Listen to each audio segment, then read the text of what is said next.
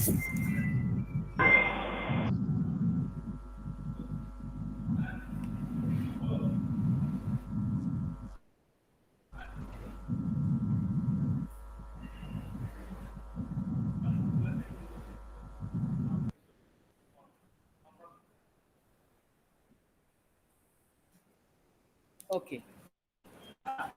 Good afternoon, everyone. Eminent resource persons, Dr. Biman Samaddar and Dr. Sajauddin Nijamuddin Chapar, Honorable Vice Principal of Ramapashat College, and also the Chief Patron of today's program, Tonmay Biswas, IQAC Coordinator of our college, Dr. Abhijit Sen, of today's program, Anjana Dev, also HOD, Department of English, and Dr. Sushmita Mukherjee, HOD, Department of History, all the organizing committee members, and dear participants. All are cordially welcome to this online extension lecture on urban literature and history, jointly organized by the Department of English and Department of History in collaboration with IIT Shamaprasad College, Kolkata. At the outset of today's program, I, Dr. Muhammad Abdul Salim, one of the conveners of this program, would like to request our Honorable Vice Principal Sir, Tonmay Biswas, to convey the welcome address. Over to you, Vice Principal Sir. Are you there? Vice Principal Sir?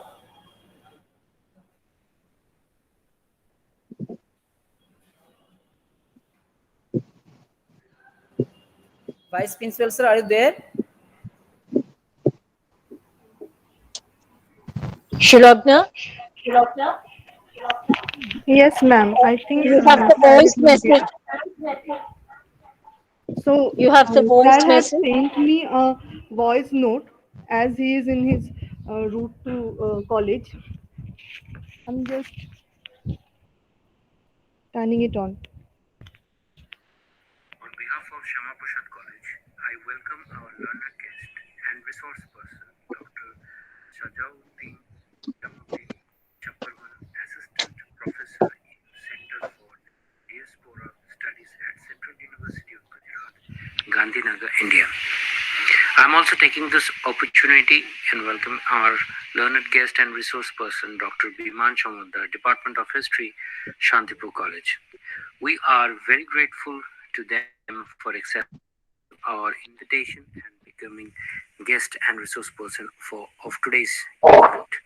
In today's event, we will have an online extension lecture on Partition Revisited, Reflections in Literature and History.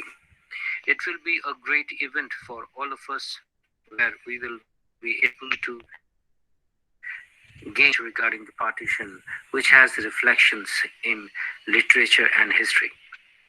I would like to thank the Department of English and Department of History in association with IQAC for organizing such a wonderful online extension lecture. I again welcome our guest, and we are all looking forward to revisit the past through literature and history. Thanking you, and now I would request our program host to carry on with the program. Thank you. Thank you very much.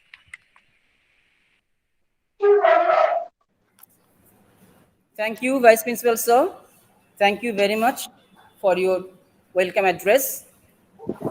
He has been continuously encouraging us for the organization of such a program, and under his dynamic guidance and inspiration, we have been able to organize this program. So once again, thank you, Vice Principal Sir. Now, may I request HOD, Department of History, and also one of the patrons of today's program, Dr. Sushmita Mukherjee, to introduce the theme of partition from the historical perspective. Dr. Mukherjee, over to you. Good afternoon to everyone. I welcome both the speakers, Dr. Biman Samaddar and Dr. S.N. Chaparwan, who, in spite of their very busy schedule, have agreed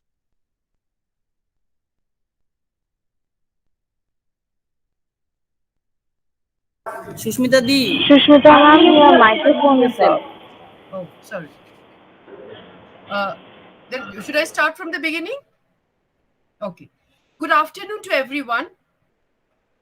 I welcome both the speakers, Dr. Biman Shomaddar and Dr. S.N. Chaparban, who, in spite of the very busy schedule, have agreed to present their views in today's webinar titled Partition Revisited, Reflections in Literature and History. As we all know, partition is a very important milestone in the history of Indian subcontinent. Mushrul Hassan, in the preface of his edited volume, India Partitioned, the Other Face of Freedom, has stated that no other country in the 20th century has witnessed two such contrary movements taking place at the same time. If one was a popular nationalist movement, unique in the annals of world history for ousting the colonizers through nonviolent means, the other was the counter movement of the partition, marked by violence, cruelty, bloodshed, displacement, and massacre. If one was the cause of celebration, the other caused great anguish and indignation. In India and Pakistan, Hindus, Muslims, Sheikhs were caught up in the crossfire of politics and religion. Many had no idea of the newly demarcated frontiers, or little or no knowledge of how Mountbatten's plan or the Radcliffe's award would change the lives and destinies of millions and uproot them from their familiar social and cultural moorings. In Bengal, partition brought in an influx of refugees. Calcutta, being the most important urban center of this region, perhaps was most affected. By 1951, according to the census data, Calcutta had 4,33,000 Bengali Hindu refugees coming from East Pakistan, and their numbers continued to increase over the years. Government was not prepared to handle this influx of refugees, and colonies were set up in Calcutta and its neighborhood. It had its own problems and politics. Partition had various ramifications. Shekhar Bandopadhyay and Anusha Bushurai Chaudhury's recently published book, Caste and Partition in Bengal, The Story of Dalit Refugees, 1946 to 61, throws light on the caste question and Dalit refugees. Shuril Gangopadhyay's famous narrative, Purbo Poshchim, Jyotirmoy Devi's novel, Epar Ganga, Opar Ganga, Hrithik Ghotto's unforgettable films, Meghe Dhaka Tara, portray the trials and tribulations of these displaced people in the partition and post-partition time.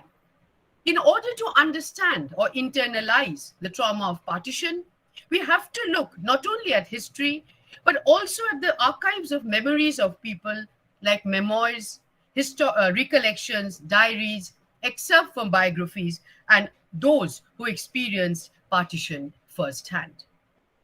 Urvashi Butalia's book, The Other Side of Silence, Voices from the Partition of India, approaches history from the angle of personal narrative and deals with individual experiences, private pains. Novels, short stories, poems in different languages emerged as important forms of expression. Today, we are fortunate to have with us two erudite speakers who will enlighten us on different dimensions of partition. Thank you so much. Over to Shulagna. Thank you, Dr. Mukherjee, for your brief but informative introduction to the theme of partition from the historical point of view. Now, may I request Shulagna Shom, one of the conveners of today's program and state-aided college teacher, Department of History of Shama Prasad College, to introduce our first speaker, Dr. Biman Shomaddar. Shulagna, over to you.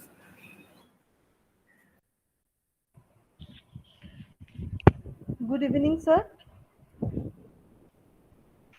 আজকে আমাদের যে বিষয়, আজকে আমাদের আলোচনার যে বিষয়, সেই বিষয় আমাদের মধ্যে উপস্থাপিত করবেন দুইজন বিখ্যাত প্রখ্যাত ইতিহাস এবং সাহিত্য কেন্দ্রিক আলোচনার দুই প্রখ্যাত অধ্যাপক। তার মধ্যে আমাদের ইতিহাস বিষয়ে আলোচনা করবেন অধ্যাপক বিমান সমাদ্দার। বিমান সমাদ্দার স্যার রহরা রামকৃষ্ণ মিশনের ছাত্র ছিলেন এবং পরবর্তীকালে তিনি ব্রহ্মানন্দ কেশবচন্দ্র কলেজ থেকে ইতিহাসে স্নাতক হয়ে যাদবপুর বিশ্ববিদ্যালয় থেকে স্নাতকোত্তর করেন। কলকাতা বিশ্ববিদ্যালয় থেকে উনি কলকাতা শহরতলির উদ্বাস্তু কলোনির সংকট ও রাজনীতিকরণ পিএইচডি ডিগ্রি অর্জন করেছেন।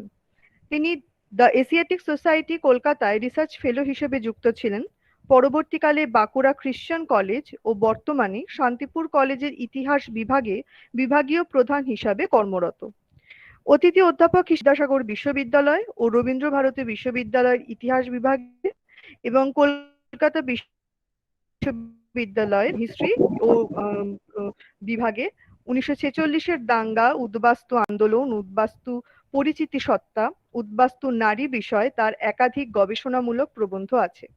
বর্তমানে মধ্যযুগের ভারতের সমর কৌশল, বারুদ ও আগ্নেয়াস্ত্রের ব্যবহার নিয়ে তিনি গবেষণারত। কাম স্যার এগেইন, আমি অনুরোধ করব আপনাকে আজকের এই আলোচনা সভায় আপনার মূল্যবান বক্তব্য দিয়ে আপনার মতামত রাখতে। ধন্যবাদ। সঞ্চালককে ধন্যবাদ। আমি প্রপারলি অডিবল? হ্যাঁ sir. Yes, sir. Yes, sir. Yes, sir. Yes, sir. আয়োজক কলেজের অধ্যক্ষ, ডিপার্টমেন্টের সকল শিক্ষক, ইংলিশ ডিপার্টমেন্টের সকল শিক্ষক এবং যারা শুনছেন ছাত্রছাত্রী, সবাইকে ধন্যবাদ জানিয়ে আমি খুব ছোট্ট করে আজকে আমার বক্তব্য রাখবো। আমি একটু পুয়ার নেটওয়ার্ক কন্ডিশনে রয়েছি, তো আমি যদি ভিডিওটা অফ করে বলি আপনাদের আশা করি কোনো সমস্যা নেই, তাহলে গেমটা ভালো থাকবে। Sure, sir. যে বিষয় নিয়ে আজকে আমরা আলোচনা করতে বসেছি, প্রথমেই জানাই এটা বাঙালি হিসাবে আমাদের অত্যন্ত পরিতাপের বিষয় যে দেশভাগ, বাঙালি উদ্বাস্তুর আগমন, তাদের অবস্থা, তাদের পুনর্বাসন, সরকার, রাজনীতি, সরকারের বদলে যাওয়া, এই সবকিছু নিয়ে বাঙালি হিসাবে বড় দেরি করে আমরা আমাদের গবেষণাটা শুরু করেছি। এটা আমাদের যথেষ্ট আক্ষেপ করার কারণ আছে।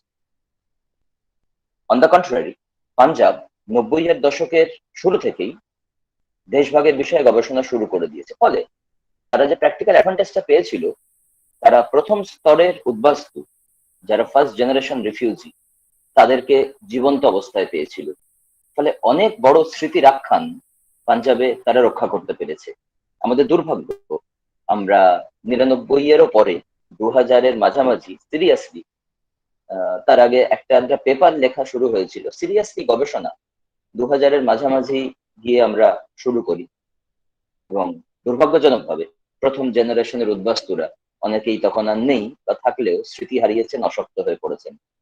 আমি যখন গবেষণা শুরু করি তখন আমার সৌভাগ্য তাদের কয়েকজনকে আমি জীবন্ত অবস্থায় পেয়েছিলাম এবং খানিকটা মেমোরির হিস্ট্রি আমি রক্ষা করতে পেরেছিলাম। আজকে যে বিষয় নিয়ে বলবো, বিষয়ে ফিরি।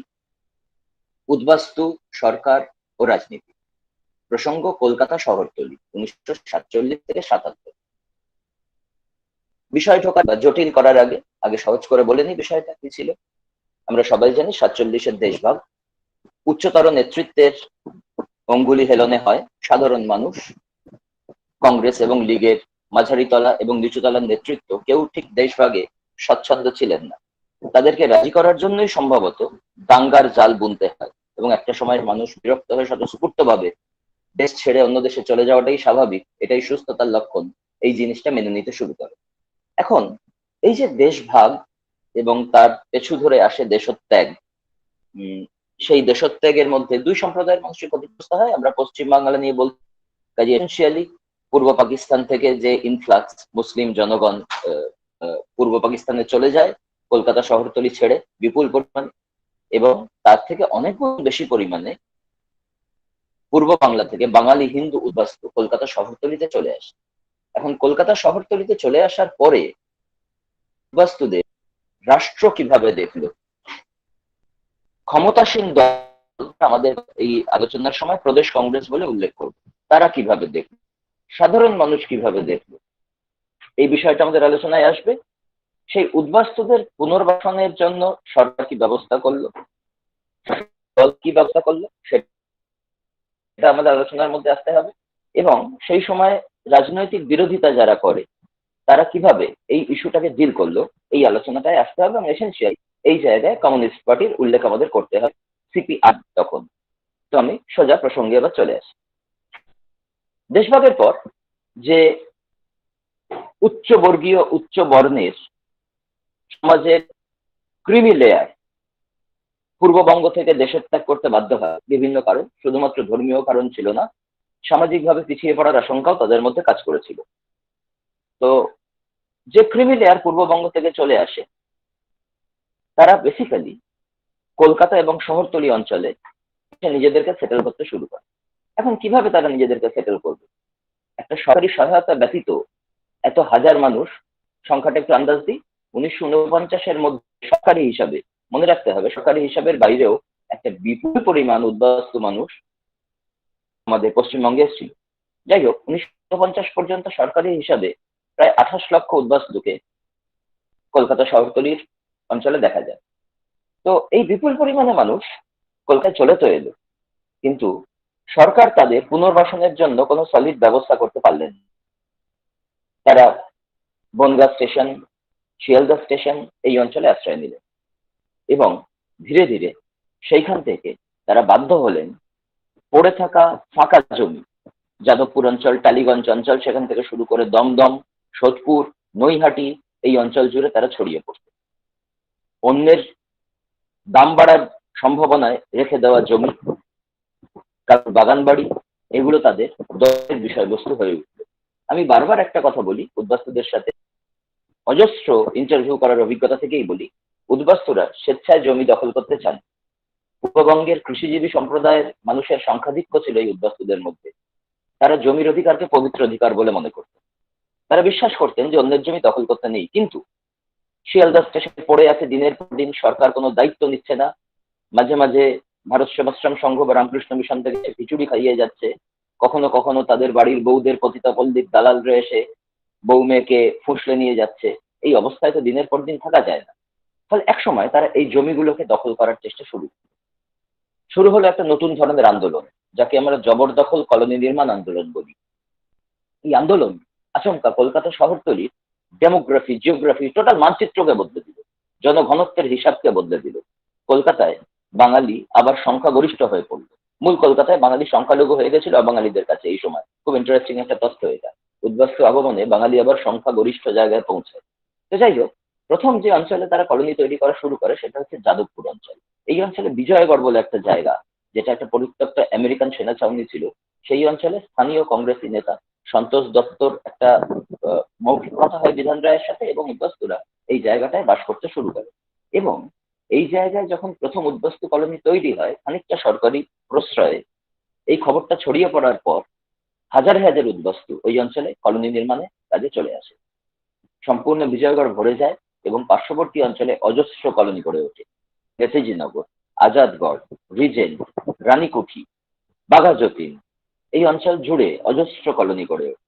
এই কলোনির ভেতরের গল্পে অনেক রাপচার আছে, অনেক ফাটল আছে, উদ্বাস্তুদের মধ্যে অনেক অবিশ্বাসের জায়গা আছে। এই জায়গাটায় আমি আমার আলোচনার একদম শেষ স্তরে আসবো। আপাতত আমি বলতে চাই যেটা, যে এই প্রবণতা যাদবপুরে সীমাবদ্ধ থাকে না। এই জবরদখল কলোনির প্রবণতা এর পরেই দমদম অঞ্চলে গিয়ে পৌঁছায়। 1949-এর মধ্যে প্রায় পুরো দমদম অঞ্চলে ফেলে রাখা জমি, বাগান বাড়ি জবরদখল হয়ে যায় এবং অজস্র উদ্বাস্তু কলোনি এখানে গড়ে যায়। এখান থেকে আমি আলোচনাটাকে একটা অন্য স্তরে নিয়ে যেতে চাচ্ছি। এই যে উদ্বাস্তুরা অন্যের জমি দখল করে নিল, সরকার কি চুপ করেছিল?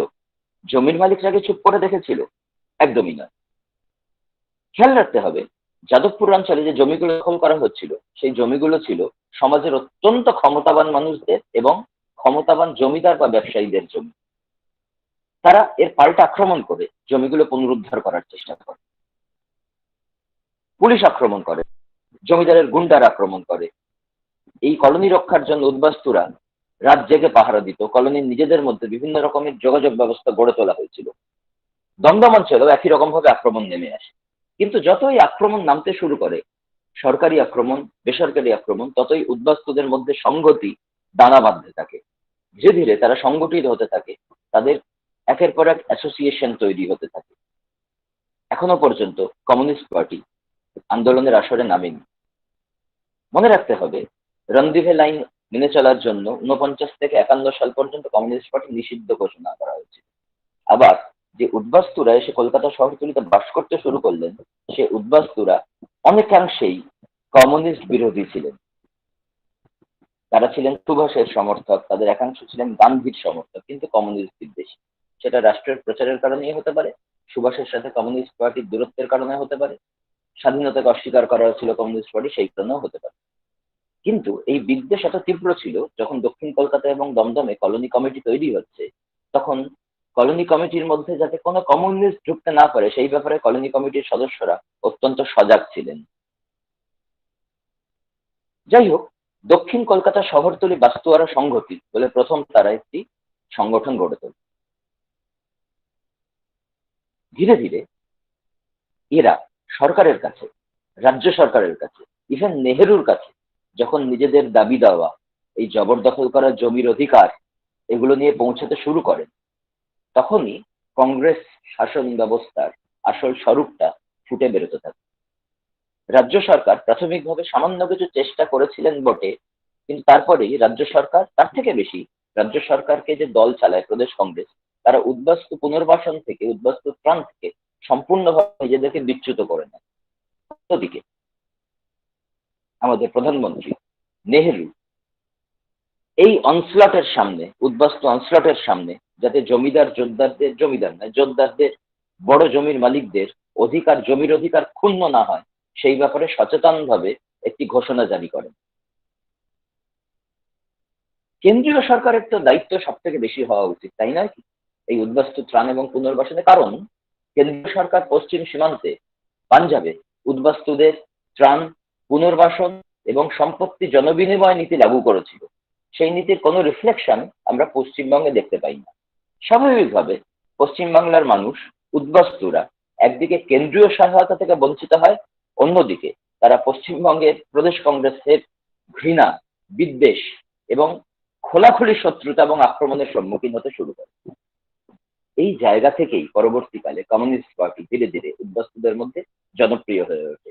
এই গল্পে আমি আমার আলোচনার দ্বিতীয় স্তরে আসছি। আগে শুধু, যেহেতু আমার মূল আজকে টপিক সরকার ও রাজনীতি, তাই জন্য আমার অত্যন্ত প্রয়োজন যে কেন্দ্রীয় সরকার যে বৈষম্য করেছিল দুই সীমান্তের উদ্বাস্তুদের প্রতি, তার একটা ছোট্ট অ্যানালিসিস করা। নেহেরুর উপরে কমিউনিস্টরা এই সময় কোনো স্থির ডিসিশন নিতে পারে, কারণ যখন উদ্বাস্তু আন্দোলন শুরুও হচ্ছে, তখন সিপিআই এর নেহেরুর প্রতি কোট আনকোট একটা ডিপ রুটেড ইলিউশন ছিল বলে ঐতিহাসিকরা মনে করেন। কারণ একদিকে তিনি কমিউনিস্টদের দমন করছেন, অন্যদিকে তার কোরিয়া নীতি অন্যরকমের।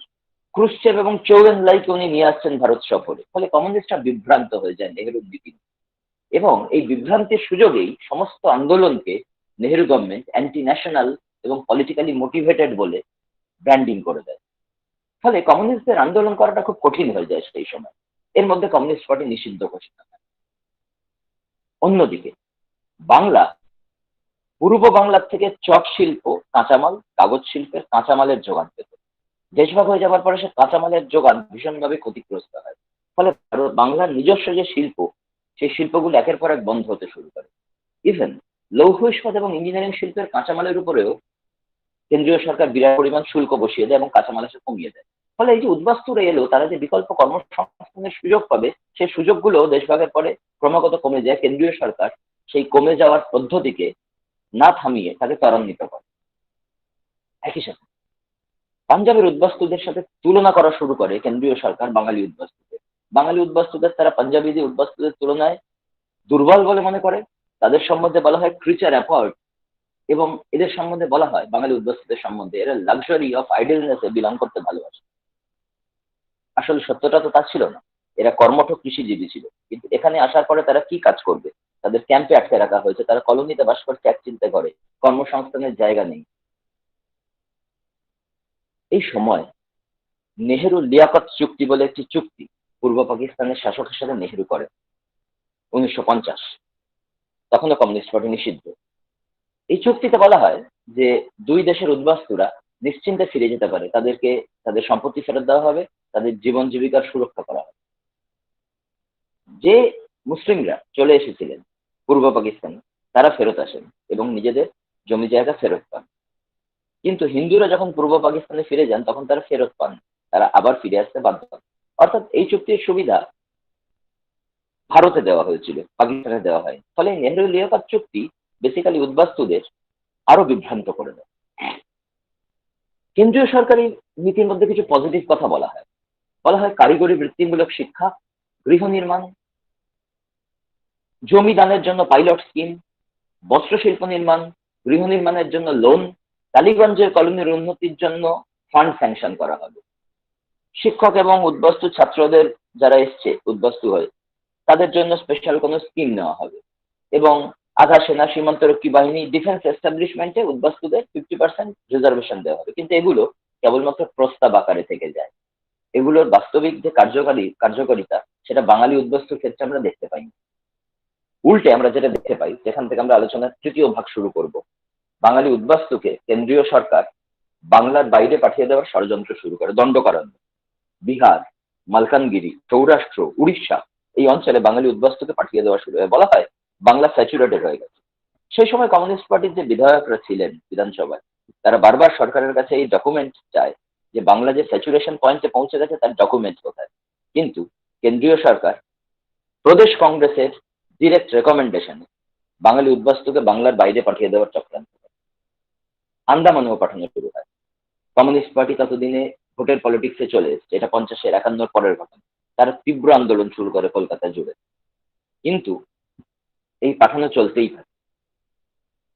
কিন্তু যেভাবে তাদেরকে সেটেল করা হচ্ছিল, উড়িষ্যায় গিয়ে একটা গ্রামে বাঙালি উদ্বাস্তুকে রাখা হলো, তারপরে আদিবাসী গ্রাম রইল, আবার একটা গ্রাম বাঙালি উদ্বাস্তু, এইভাবে ছড়িয়ে ছড়িয়ে রাখা হয়েছিল। সম্ভবত বাঙালি ভোট ব্যাংক যাতে একত্রিত না হয়ে যায় এই কারণেই সম্ভবত এইভাবে তাদেরকে ছিন্ন ভিন্ন করে রাখা। এদেরকে আন্দামানে পাঠানো শুরু হয়। ব্যতিক্রমী বিষয় যেটা সেটা হলো বিধানসভায় অনেকেই রিপোর্ট করলেন, লোকসভাতে এটা নিয়ে আলোচনা হলো, আন্দামানে বাঙালি কৃষিজীবী উদ্বাস্তুরা নিজেদের ফেভারেবল জায়গা হিসেবে তাদের সেটাকে দেখবে, পূর্ববঙ্গের মতো তাদের কৃষি চরিত্র সেই জায়গায় তারা খুঁজে পেবে। কিন্তু একসময় গিয়ে কেন্দ্রীয় সরকারের মনে হলো এটা আরেকটা বাঙালি রাজ্যে পরিণত হতে পারে শুধুমাত্র বাঙালি উদ্বাস্তুকে পাঠালে। তাই কোটা ব্যবস্থা চালু করে বাঙালি উদ্বাস্তু পাঠানো বন্ধ করে সেখানে অন্য রাজ্যের লোকদের পাঠানো শুরু হলো। ফলে আন্দামানেও একটা বিপুল পরিমাণ বাঙালি উদ্বাস্তু হয়তো রিসেটেলমেন্ট পেতে পারত, কিন্তু তাদের সেখানেও দেয়া হলো না। এইভাবে খুব বিভ্রান্ত করে দেওয়া হচ্ছে কেন্দ্রীয় সরকারি নীতি। বাঙালি উদ্বাস্তু নীতিটা কি সেই নিয়ে আমরাও খুব বিভ্রান্ত, কারণ তারা মুখে এক কথা বলছে, কাজে এক কথা করছে এবং সেটা প্রকৃষ্টভাবে বাঙালি উদ্বাস্তু বিদ্বেষী। আমি আলোচনার অন্য স্তরে ঢুকতে চেষ্টা করছি এই জায়গা থেকে। এখন রাজ্য সরকার এবং প্রদেশ কংগ্রেস এদের বাঙালি উদ্বাস্তু সম্বন্ধে এত ঘৃণা, এত বিদ্বেষ কেন? এর তো কোনো লজিক্যাল গ্রাউন্ড থাকতে পারে না। কিন্তু আমরা দেখতে পাচ্ছি যে পূর্ববঙ্গ থেকে আসা সমস্ত উদ্বাস্তুর প্রতি প্রদেশ কংগ্রেস নেতৃত্ব ভয়ঙ্কর রকম ক্রিটিক্যাল এবং হিংসা, দেশ, ঘৃণা এর বীজ তারা বপন করে দিচ্ছে শুরুতেই। উদাহরণ দিই, পূর্ববঙ্গ থেকে যখন কংগ্রেস নেতৃত্বের একটা বড় অংশ চলে আসে পশ্চিমবঙ্গে, তখন অতুল্য ঘোষের নেতৃত্বাধীন হুগলি গ্রুপ, অর্থাৎ যারা আরামবাগ, হুগলি, বর্ধমান এই অঞ্চলের, মেদিনীপুর এই অঞ্চল থেকে উঠে আসে কংগ্রেসের লিডারশিপ, তারা সেই সময় প্রদেশ কংগ্রেসে হাল ধরে রেখেছে। নিকুঞ্জ মাইতি এরা পূর্ববঙ্গ থেকে চলে আসা কংগ্রেস নেতৃত্বের একটা বড় অংশকে এইখানে মেম্বারশিপ দিতে চাননি, কারণ তাদের মনে হয়েছিল যে পূর্ববঙ্গ থেকে আসা বিপুল পরিমাণ কংগ্রেস নেতা প্রদেশ কংগ্রেসে যোগ দিলে এই হুগলি গ্রুপ মাইনরিটি হয়ে যাবে, কাজে এত লোককে মেম্বারশিপ দেওয়া যাবে। 346টা আবেদনপত্র পড়ে মেম্বারশিপ এখানে ট্রান্সফার করার। স্ক্রুটিনি করার পরে অতুল্য ঘোষের হুগলি গ্রুপ মাত্র 149 জনকে মেম্বারশিপ রিনিউ করেছিল। বাকিদের কংগ্রেস সদস্য পদ পশ্চিমবাংলায় এসে কাটা যায়। এই ভয়ঙ্কর একটি ঘটনা। এই ঘটনাটার উল্লেখ আমি এই কারণেই করছি, কারণ পূর্ববঙ্গ থেকে আসা সো কল্ড বাঙাল উদ্বাস্তুদের প্রতি আমাদের প্রদেশ কংগ্রেসের যে আচরণ, প্রদেশ কংগ্রেসের যে কিভাবে এর পরে চলবে সেটা তারা নেতৃত্বের সাথে আচরণেই বুঝিয়ে দেয়। এখন এই স্ক্রুটিনি ব্যবস্থার ফলে যারা বাদ গেল, সেই বাদ যাওয়া লোকদের মধ্যে কারা কারা ছিল? পূর্ববঙ্গ থেকে আসা নামকরা কংগ্রেস, অনুশীলন, যুগান্তর, এই ধরনের যারা গুপ্ত সমিতি করে এসছে তারা, ইভেন চট্টগ্রাম হত্যাকাণ্ড লুণ্ঠন করে এসছেন এমন বিপ্লবীকেও এই স্ক্রুটিনির ফলে বাদ দেওয়া হয়। আসলে বাদ দেওয়া হয়েছিল নিজেদের সংখ্যাগরিষ্ঠতা বজায় রাখার উদ্দেশ্যে। এখন এই বাদ পড়া অত্যন্ত দক্ষ সংগঠক উদ্বাস্তু নেতারা গেলেন, পূর্ববঙ্গীয় কংগ্রেস নেতারা গেলেন কোথায়? খুব মজা, এদের মধ্যে অনেকেই কলোনিতে আশ্রয় নিলেন এবং এদের মধ্যে অনেকেই পরবর্তীকালে উদ্বাস্তু আন্দোলনের রাশ নিজের হাতে তুলে নিলেন। এদের মধ্যে অনেকে পরবর্তীকালে কমিউনিস্ট পার্টিতে যোগ দিলেন। অর্থাৎ প্রদেশ কংগ্রেস নেতৃত্বের এই ভুল চালটায় উদ্বাস্তু আন্দোলন, কমিউনিস্ট আন্দোলন, রাস্তায় নেমে প্রত্যক্ষভাবে সরকার বিরোধী আন্দোলন অনেক পরিমাণ বুস্ট আপ হয়ে যায়। প্রদেশ কংগ্রেসের বিদ্বেষের কারণের কিন্তু অন্য কতগুলো অঙ্গীকার। যে অঞ্চলে উদ্বাস্তুরা জমি দখল করতে শুরু করে, সেই দখল হয়ে যাওয়া জমির একটা বড় অংশ ছিল প্রদেশ কংগ্রেসের তৎকালীন নেতৃত্বের ব্যক্তিগত জমি, প্রশাসনের লোকদের ব্যক্তিগত জমি, প্রশাসন ঘনিষ্ঠ যোদ্ধারদের ব্যক্তিগত জমি। ইভেন দক্ষিণ কলকাতায় আমাদের তৎকালীন মুখ্যমন্ত্রী বিধান রায়ের ব্যক্তিগত জমি জবরদখল হয়েছিল। কিরণ শঙ্কর রায়ের পরিবারের ব্যক্তিগত জমি জবরদখল হয়েছিল। তৎকালীন পুলিশ কমিশনারের ব্যক্তিগত জমি জবরদখল হয়েছিল। এই কারণেই এই জমিগুলোর পুনরুদ্ধার করার জন্য হিংস্রভাবে পুলিশি আক্রমণ চলতে থাকে, হিংস্রভাবে ভাড়াটে গুন্ডাদের আক্রমণ চলতে থাকে। এবং যত এই জমি পুনরুদ্ধারের চেষ্টা তৎকালীন প্রদেশ কংগ্রেস নেতৃত্ব প্রশাসনের সহায়তায় করতে চেষ্টা করে, তত বেশি উদ্বাস্তুরা কংগ্রেসকে নিজেদের শত্রু বলে চিহ্নিত করতে শুরু করে, যাদের এতদিন ধরে তারা স্বাধীনতা আন্দোলনের অন্যতম মুখ হিসাবে দেখে আসতো, যাদের প্রতি অপরিসীম আনুগত্য প্রদান করত। দেশভাগের পরেও কংগ্রেস হয়ে থাকার চেষ্টা উদ্বাস্তুরা করত। এই জমি কেড়ে নেওয়ার চেষ্টা মধ্যে দিয়ে তারা ধীরে ধীরে কংগ্রেসকে নিজেদের শত্রু বলে ভাবতে শুরু করে। ফলে কংগ্রেসের মধ্যে থেকে হবে না, বিকল্প একটা কোনো জায়গা চাই যারা আমাদের কথা বলতে পারবে। উদ্বাস্তুদের মনে এই জিনিসটাই গড়ে উঠতে শুরু করে। একই সঙ্গে সেই সময় প্রদেশ কংগ্রেসের নেতৃত্বের মধ্যে যারা রয়েছেন তারা সবাই জোরদার সম্প্রদায়ের মানুষ।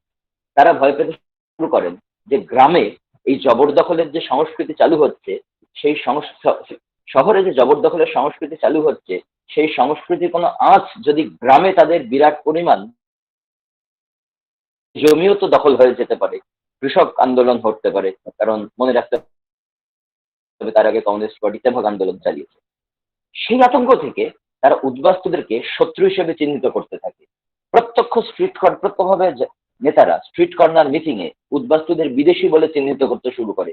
এমনকি যাদবেন্দ্রনাথ পাঁজা, তৎকালীন খুব ইম্পর্টেন্ট একজন হুগলি গ্রুপের কংগ্রেস নেতা, তিনি পরিষ্কার বলেন, গোয়েন্দা রিপোর্টে দেখা যাচ্ছে যে পাকিস্তানের সাথে যুদ্ধ হলে এই উদ্বাস্তুরা তো পশ্চিমবঙ্গের পক্ষে থাকবে না, তারা পাকিস্তানকে সাপোর্ট করবে, এরা তো বিদেশি। অন্য নেতারা বলেন এদেরকে আবার পাকিস্তানে ফেরত পাঠিয়ে দেওয়া উচিত। ইভেন অতুল্য ঘোষ কলেজ স্ট্রিটের মিটিং এ, হেদুয়ার মিটিং এ এই ধরনের কথা বারবার বলতে থাকেন, তৎকালীন সংবাদপত্রে আমরা দেখছি। এবং এরকম একটি মিটিং এ যখন উনি উদ্বাস্তুদের সম্বন্ধে বিষোদ্গার করছেন, তখন রাস্তা থেকে উদ্বাস্তুরা তাকে ঢিল, চটি এসব ছুড়ে আক্রমণ করে। কিন্তু এই ব্যাপারটাকে শুধুমাত্র এইটুকুনিতে সীমাবদ্ধ ছিল না। দমদম অঞ্চলে গবেষণা করার সময় যখন ইন্টারভিউ করছি, তখন একটি পার্টিকুলার অঞ্চল মতিঝিলের উল্টো দিকে যে বিপুল পরিমাণ কলোনি, উদ্বাস্তু কলোনি রয়েছে, তার একাধিক উদ্বাস্তু আমায় বলেন যে বিধান রায় অত্যন্ত উদ্বাস্তু বিদ্বেষী ছিলেন। তার আগে পর্যন্ত আমারও এরকম ধারণা ছিল না। মনে হতো বিধান রায়ের ইতিহাস যেভাবে তৈরি হয়েছে এখনো পর্যন্ত, অর্থাৎ যে মোটা দাগের, বড় দাগের মোটা মোটা ইতিহাসগুলো আমরা পড়ে বড় হয়েছি, সেখানে বিধান রায়কে তো বাঙালি দরদি, উদ্বাস্তু দরদি, খুব ভালো একজন সচ্চরিত্রের মানুষ বলে মনে করা হয়েছে। কিন্তু ব্যর্থহীন ভাষায় আজকে বলতে পারি আমরা যে উদ্বাস্তুদের প্রতি বিধান রায় সহমর্মী ছিলেন না। উদাহরণ হিসেবে ওনারা আমাকে একটা বাড়ি দেখাতে নিয়ে যায়, মতিঝিলের একটি বাড়ি। সেই বাড়িতে 50-51 এই সময় বিধান রায় নিজে মিটিং করতে এসেছিলেন অতুল্য ঘোষকে সঙ্গে নিয়ে। এবং সেই বাড়িতে দমদমের যারা জমির মালিক ছিল, যাদের জমি হারিয়েছিল, কংগ্রেস নেতৃত্ব এদের সঙ্গে নিয়ে এই দুজন কংগ্রেস নেতা প্ল্যান করেন যে কিভাবে উদ্বাস্তুদের দমদম থেকে তাড়ানো যায়। তার পরের বছর দমদমের জিটিআর ময়দান স্টেশনের কাছেই সেখানে একটি বড় প্রদর্শনী আয়োজন করে প্রদেশ কংগ্রেস। সেই প্রদর্শনীতে মডেল দিয়ে দেখানো হয়েছিল যে উদ্বাস্তুর আসার আগে দমদম কত সুন্দর ছিল, পরিষ্কার পরিচ্ছন্ন ছিল, উদ্বাস্তুর এসে কতটা নোংরা করে দিয়েছে। দেশভক্ত উদ্বাস্তুরা স্বেচ্ছায় ডেকে আনেন, এটা নেতৃত্বের ফলে তাদের পাওয়া একটা দুর্ঘটনা। সেই উদ্বাস্তুরা যখন এইখানে এসে সেই কংগ্রেস নেতৃত্ব তাদেরকে নোংরা, শত্রু, বিদেশি, দখলকারী এইভাবে চিহ্নিত করছে দেখতে পায়, তাদেরকে বাংলার বাইরে পাঠিয়ে দেওয়ার চেষ্টা করছে দেখতে পায়, তাদেরকে গুলি, লাঠি এই দিয়ে আক্রমণ করছে দেখতে পায়, তখন তারা নিশ্চয়ই আর কংগ্রেস সমর্থক করতে পারে? অবশ্যই পারে না। এই কারণেই 1950 সালে কমিউনিস্ট পার্টি গঠন করে ইউনাইটেড সেন্ট্রাল রিফিউজি কাউন্সিল, ইউসিআরসি। এই প্রথম চট্টগ্রাম অস্ত্রাগার লুণ্ঠনের বিপ্লবী অম্বিকা চ্যাটার্জি চক্রবর্তী ইউসিআরসির হয়ে অফিসিয়াল দায়িত্ব পান উদ্বাস্তু আন্দোলন পরিচালনা করা। আচমকাই উদ্বাস্তু সরকার এই সম্পর্কের সমীকরণটি বদলে যেতে শুরু করে। সমস্ত উদ্বাস্তু কমিউনিস্ট পার্টি পরিচালিত উদ্বাস্তু আন্দোলন, ইউসিআরসি পরিচালিত উদ্বাস্তু আন্দোলনে যোগদান করে। রেগুলার রাজপথে উদ্বাস্তুদের দাবি দাওয়া নিয়ে আন্দোলন শুরু হয়। রেগুলার বিধানসভা অভিযান হতে থাকে, রেগুলার পুলিশ সেই মিছিলে আক্রমণ করে, গুলি চালানো হতে থাকে, লাঠি চালানো হতে থাকে, টিয়ার গ্যাস চালানো হতে থাকে। অর্থাৎ আশঙ্কা কংগ্রেসের সমর্থক কয়েক লক্ষ মানুষ কংগ্রেস বিরোধী হয়ে গেল এবং সেই পুরো বিরোধিতার শক্তি গেইন করলো কমিউনিস্ট পার্টি। 1951 সালে নিষেধাজ্ঞা উঠে গেল কমিউনিস্ট পার্টির। কিন্তু এর মধ্যে কমিউনিস্ট পার্টি যখন নিষেধাজ্ঞা চলছিল, তখন উদ্বাস্তুদের সাথে কমিউনিস্ট পার্টির যে যোগাযোগ, সেই যোগাযোগ রক্ষা করে চলতো মহিলা আত্মরক্ষা সমিতি। তারা উদ্বাস্তুদের ঘরে ঘরে গিয়ে মহিলাদেরকে তাদের রাজনৈতিক কথা বলতেন, উদ্বাস্তুদের দুরবস্থার কথা বলতেন, একই সাথে সাম্প্রদায়িক বিরোধী শিক্ষা দিতেন। কারণ এই যে উদ্বাস্তুরা চলে এসছে, তাদের মধ্যে মুসলিমদের শত্রু ভাবা, মুসলিম বিদ্বেষের জন্ম হওয়া, এটাই স্বাভাবিক। কিন্তু সেটা যাতে না আসে, সেই জন্য অসাম্প্রদায়িক হওয়ার শিক্ষাও এরা দিতেন। একই সাথে কমিউনিস্ট পার্টির সম্বন্ধে যে শিক্ষা, সেটাও দিতেন। আমি ইউসিআরসির প্রচুর মানুষ যারা অত্যন্ত বৃদ্ধ হয়ে গেছিলেন, তাদের ইন্টারভিউ করার সময় তারা বলেছিলেন যে ওই নিষিদ্ধ থাকা অবস্থায় কমিউনিস্ট পার্টি কাকে কাকে পরবর্তীকালে মেম্বারশিপ দেবে উদ্বাস্তুদের মধ্যে, সেটা আইডেন্টিফিকেশন চালিয়ে যাচ্ছিল। ফলে 51 সালে যখন কমিউনিস্ট পার্টির উপর থেকে নিষেধাজ্ঞা উঠে গেল, কমিউনিস্ট পার্টি দ্রুত উদ্বাস্তুদের নিজের ক্ষমতার বলয়ের মধ্যে টেনে আনে, তাদেরকে মেম্বারশিপ দেয়, তাদেরকে পার্টির মধ্যে আনে, তাদেরকে পার্টির অনুগামী বানায় এবং 52 সালে প্রথম সাধারণ নির্বাচনে কমিউনিস্ট পার্টি অংশগ্রহণ করে এবং 52 সালেই প্রায় প্রত্যেকটি উদ্বাস্তু বলয়ে কংগ্রেসের থেকে তারা ভালো ফল করতে শুরু করে। এইখানেও যদি প্রদেশ কংগ্রেস সামলে যেত, সাবধান হয়ে যেত, বুঝে যেত যে উদ্বাস্তু আগমন হয়েছে এবং তাদেরকে সহমর্মিতার সাথে আমাদের ডিল করতে হবে, তাহলে পশ্চিমবঙ্গের ইতিহাস অন্যরকম হতে পারত। কিন্তু আমরা অদ্ভুত অবাক ভাবে দেখি, এতদিনের পুরনো রাজনৈতিক শিক্ষা থাকা একটি রাজনৈতিক দল ভোটের ফল উদ্বাস্তু বলয়ে খারাপ হতে যত শুরু করে, তত উদ্বাস্তুদের উপর আরো বেশি আক্রমণ এবং আরো বেশি ঘৃণা বর্ষাতে শুরু করে, তাদেরকে কাছে টানার বদলে আরো বেশি দূরে ঠেলে দেয়। এবং যত তারা উদ্বাস্তুদের সম্বন্ধে এরকম দূরে ঠেলতে শুরু করে, উদ্বাস্তুদের উচ্ছেদের আইন আসে এই সময়। সেখানে বলা হয় সমস্ত জবরদখল কলোনি থেকে উদ্বাস্তুদের তুলে দেওয়া হবে। তাহলে উদ্বাস্তুরা যাবে কোথায়? উদ্বাস্তুরা একবার উদ্বাস্তু হয়ে এদেশে এসছে, জবরদখল কলোনি করে আছে, সরকারের দায়িত্ব কমিয়েছে, সরকারকে পুনর্বাসনের ব্যবস্থা করতে হয়নি। পৃথিবীর ইতিহাসে কোথাও এমন হয়নি যেখানে উদ্বাস্তু হওয়া মানুষের পুনর্বাসনের দায় সেই মানুষকেই নিতে হয়েছে। রাষ্ট্র এখানে সম্পূর্ণ নিজের দায় কাঁধ থেকে ঝেড়ে ফেলে দেয়, রাষ্ট্র অনুপস্থিত। অর্থাৎ রাষ্ট্রের দায়ভার কমিয়ে দিলে যে মানুষগুলো, তাদেরকে আবার উচ্ছেদ করার চেষ্টা শুরু করে প্রত্যক্ষভাবে কংগ্রেস সরকার। এবং যতই চেষ্টা করে, তত কমিউনিস্ট পার্টির প্রতি উদ্বাস্তু আনুগত্য বাড়তে থাকে, তত কমিউনিস্ট পার্টির সঙ্গে উদ্বাস্তুরা রাস্তায় নেমে আসতে থাকে, উদ্বাস্তু মহিলারা অব্দি রাস্তায় নেমে আসতে থাকে, উদ্বাস্তু আন্দোলনের ব্যাপ্তি একটা বিপুল জায়গায় গিয়ে পৌঁছায়। ঠিক এই জায়গায় দাঁড়িয়ে কমিউনিস্ট পার্টি উদ্বাস্তু আন্দোলনকে কেন্দ্র হিসাবে ধরে নিয়ে তার সাথে আস্তে আস্তে জুড়ে দিতে থাকে বাকি মানুষদের, যারা উদ্বাস্তু নয়, যারা এদেশীয় মানুষ, যারা ওদেশীয় মানুষ, সবার কতগুলো কমন দাবি নেওয়া আন্দোলন। কমিউনিস্ট পার্টির এর আগে ভিত্তি ছিল গ্রামীণ। এই প্রথম তারা শহুরে ভিত্তি খুঁজে পাওয়ার মতো কোনো ইস্যু খুঁজে পেয়েছিল উদ্বাস্তু আন্দোলন। কিন্তু শুধুমাত্র উদ্বাস্তুই তো কলকাতা শহরতলির একমাত্র বাসিন্দা, আবাসিক নয়, তাই সবাইকে জড়িয়ে ধরবে এমন কিছু ইস্যু নিয়ে তারা আন্দোলন ডাক দেয়। কেন্দ্রে থাকলো উদ্বাস্তু আন্দোলন, স্যাটেলাইট হিসেবে উঠে আসলো ট্রাম ভাড়া বৃদ্ধি আন্দোলন, স্যাটেলাইট আন্দোলন হিসেবে উঠে আসলো খাদ্য আন্দোলন, স্যাটেলাইট আন্দোলন হিসেবে তুলে আনা হলো শিক্ষক আন্দোলন। প্রত্যেকটি আন্দোলনে শক্তির যোগান দিয়েছে উদ্বাস্তু কলোনি। গোয়েন্দা রিপোর্ট দেখার সময় আমি দেখেছি, যখন শিক্ষক আন্দোলন হচ্ছে তখন এবিটিআর নেতৃত্বের সাথে ইউসিআরসি নেতৃত্বের মিটিং হচ্ছে। সেই মিটিং এ এবিটিআর নেতৃত্ব আবেদন করছেন ইউসিআরসি নেতৃত্বের কাছে যে আপনি আমাদের এত ভলেন্টিয়ার দিন, এবং ইউসিআরসি নেতৃত্ব সামন করছে কলোনি নেতৃত্বকে যে তোমার কলোনি 50 জন পাঠাবে, তোমার কলোনি 100 জন পাঠাবে, তোমার কলোনি 75 জন পাঠাবে। অর্থাৎ শিক্ষক আন্দোলনের মধ্যে শক্তি হিসাবে, বাগদ হিসাবে মিশেছিল উদ্বাস্তু। খাদ্য আন্দোলনের মধ্যে শক্তি হিসেবে মিশেছিল উদ্বাস্তুরা। ট্রাম্পরা বৃদ্ধি আন্দোলন পরিচালনা করেছিল উদ্বাস্তুরা। অর্থাৎ এই উদ্বাস্তু আন্দোলনকে নিউক্লিয়াস হিসাবে ধরে কমিউনিস্ট পার্টি ধীরে ধীরে কলকাতা শহরতলিতে নিজের ক্ষমতার বলয় বাড়াতে শুরু করে, এবং সেই ক্ষমতার বলয় বাড়ানো এতটাই গভীরে প্রথিত, 67-তে সরকার গঠন করে যুক্তফ্রন্ট, 69-এ ক্ষমতা সরকার গঠন করে যুক্তফ্রন্ট, 77-এ ক্ষমতা গঠন করে বামফ্রন্ট, এবং উদ্বাস্তু বলয়ে তারা 34 বছর নিজেদের ক্ষমতাকে সংগঠিত করে রাখে। অর্থাৎ যে ক্ষমতা সংগঠন শুরু হয়েছিল 47-এর পর থেকে, সে ক্ষমতা এত বছর ধরে তারা সেই জায়গায় ধরে রাখে। কিন্তু এখান থেকে আমাদের আলোচনার একটা ভিন্ন জায়গায় আমাদের চলে আসতে হয়।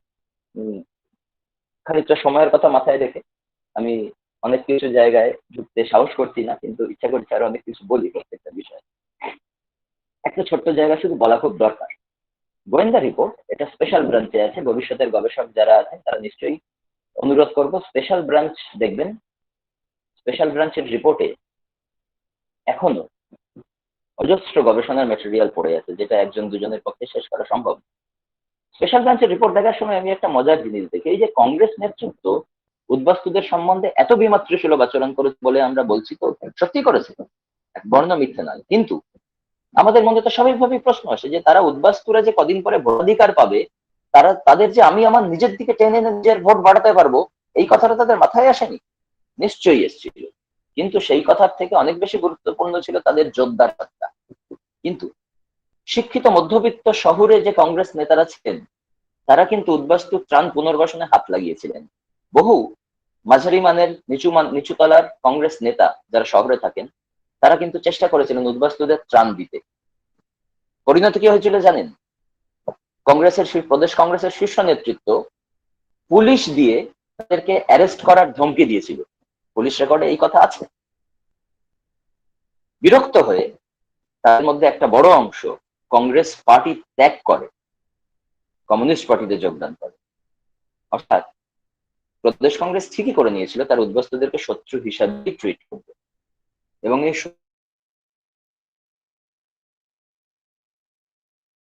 এর মধ্যে সীমাবদ্ধ না রেখে তারা অসহনীয় করে দেওয়ার জন্য, উদ্বাস্তুদের জীবন অসহনীয় করে দেওয়ার জন্য একটি কল্পিত সামাজিক লড়াইয়ের সৃষ্টি করে, যে কল্পিত সামাজিক লড়াইয়ের নাম হলো ঘটি বাঙাল দ্বন্দ্ব।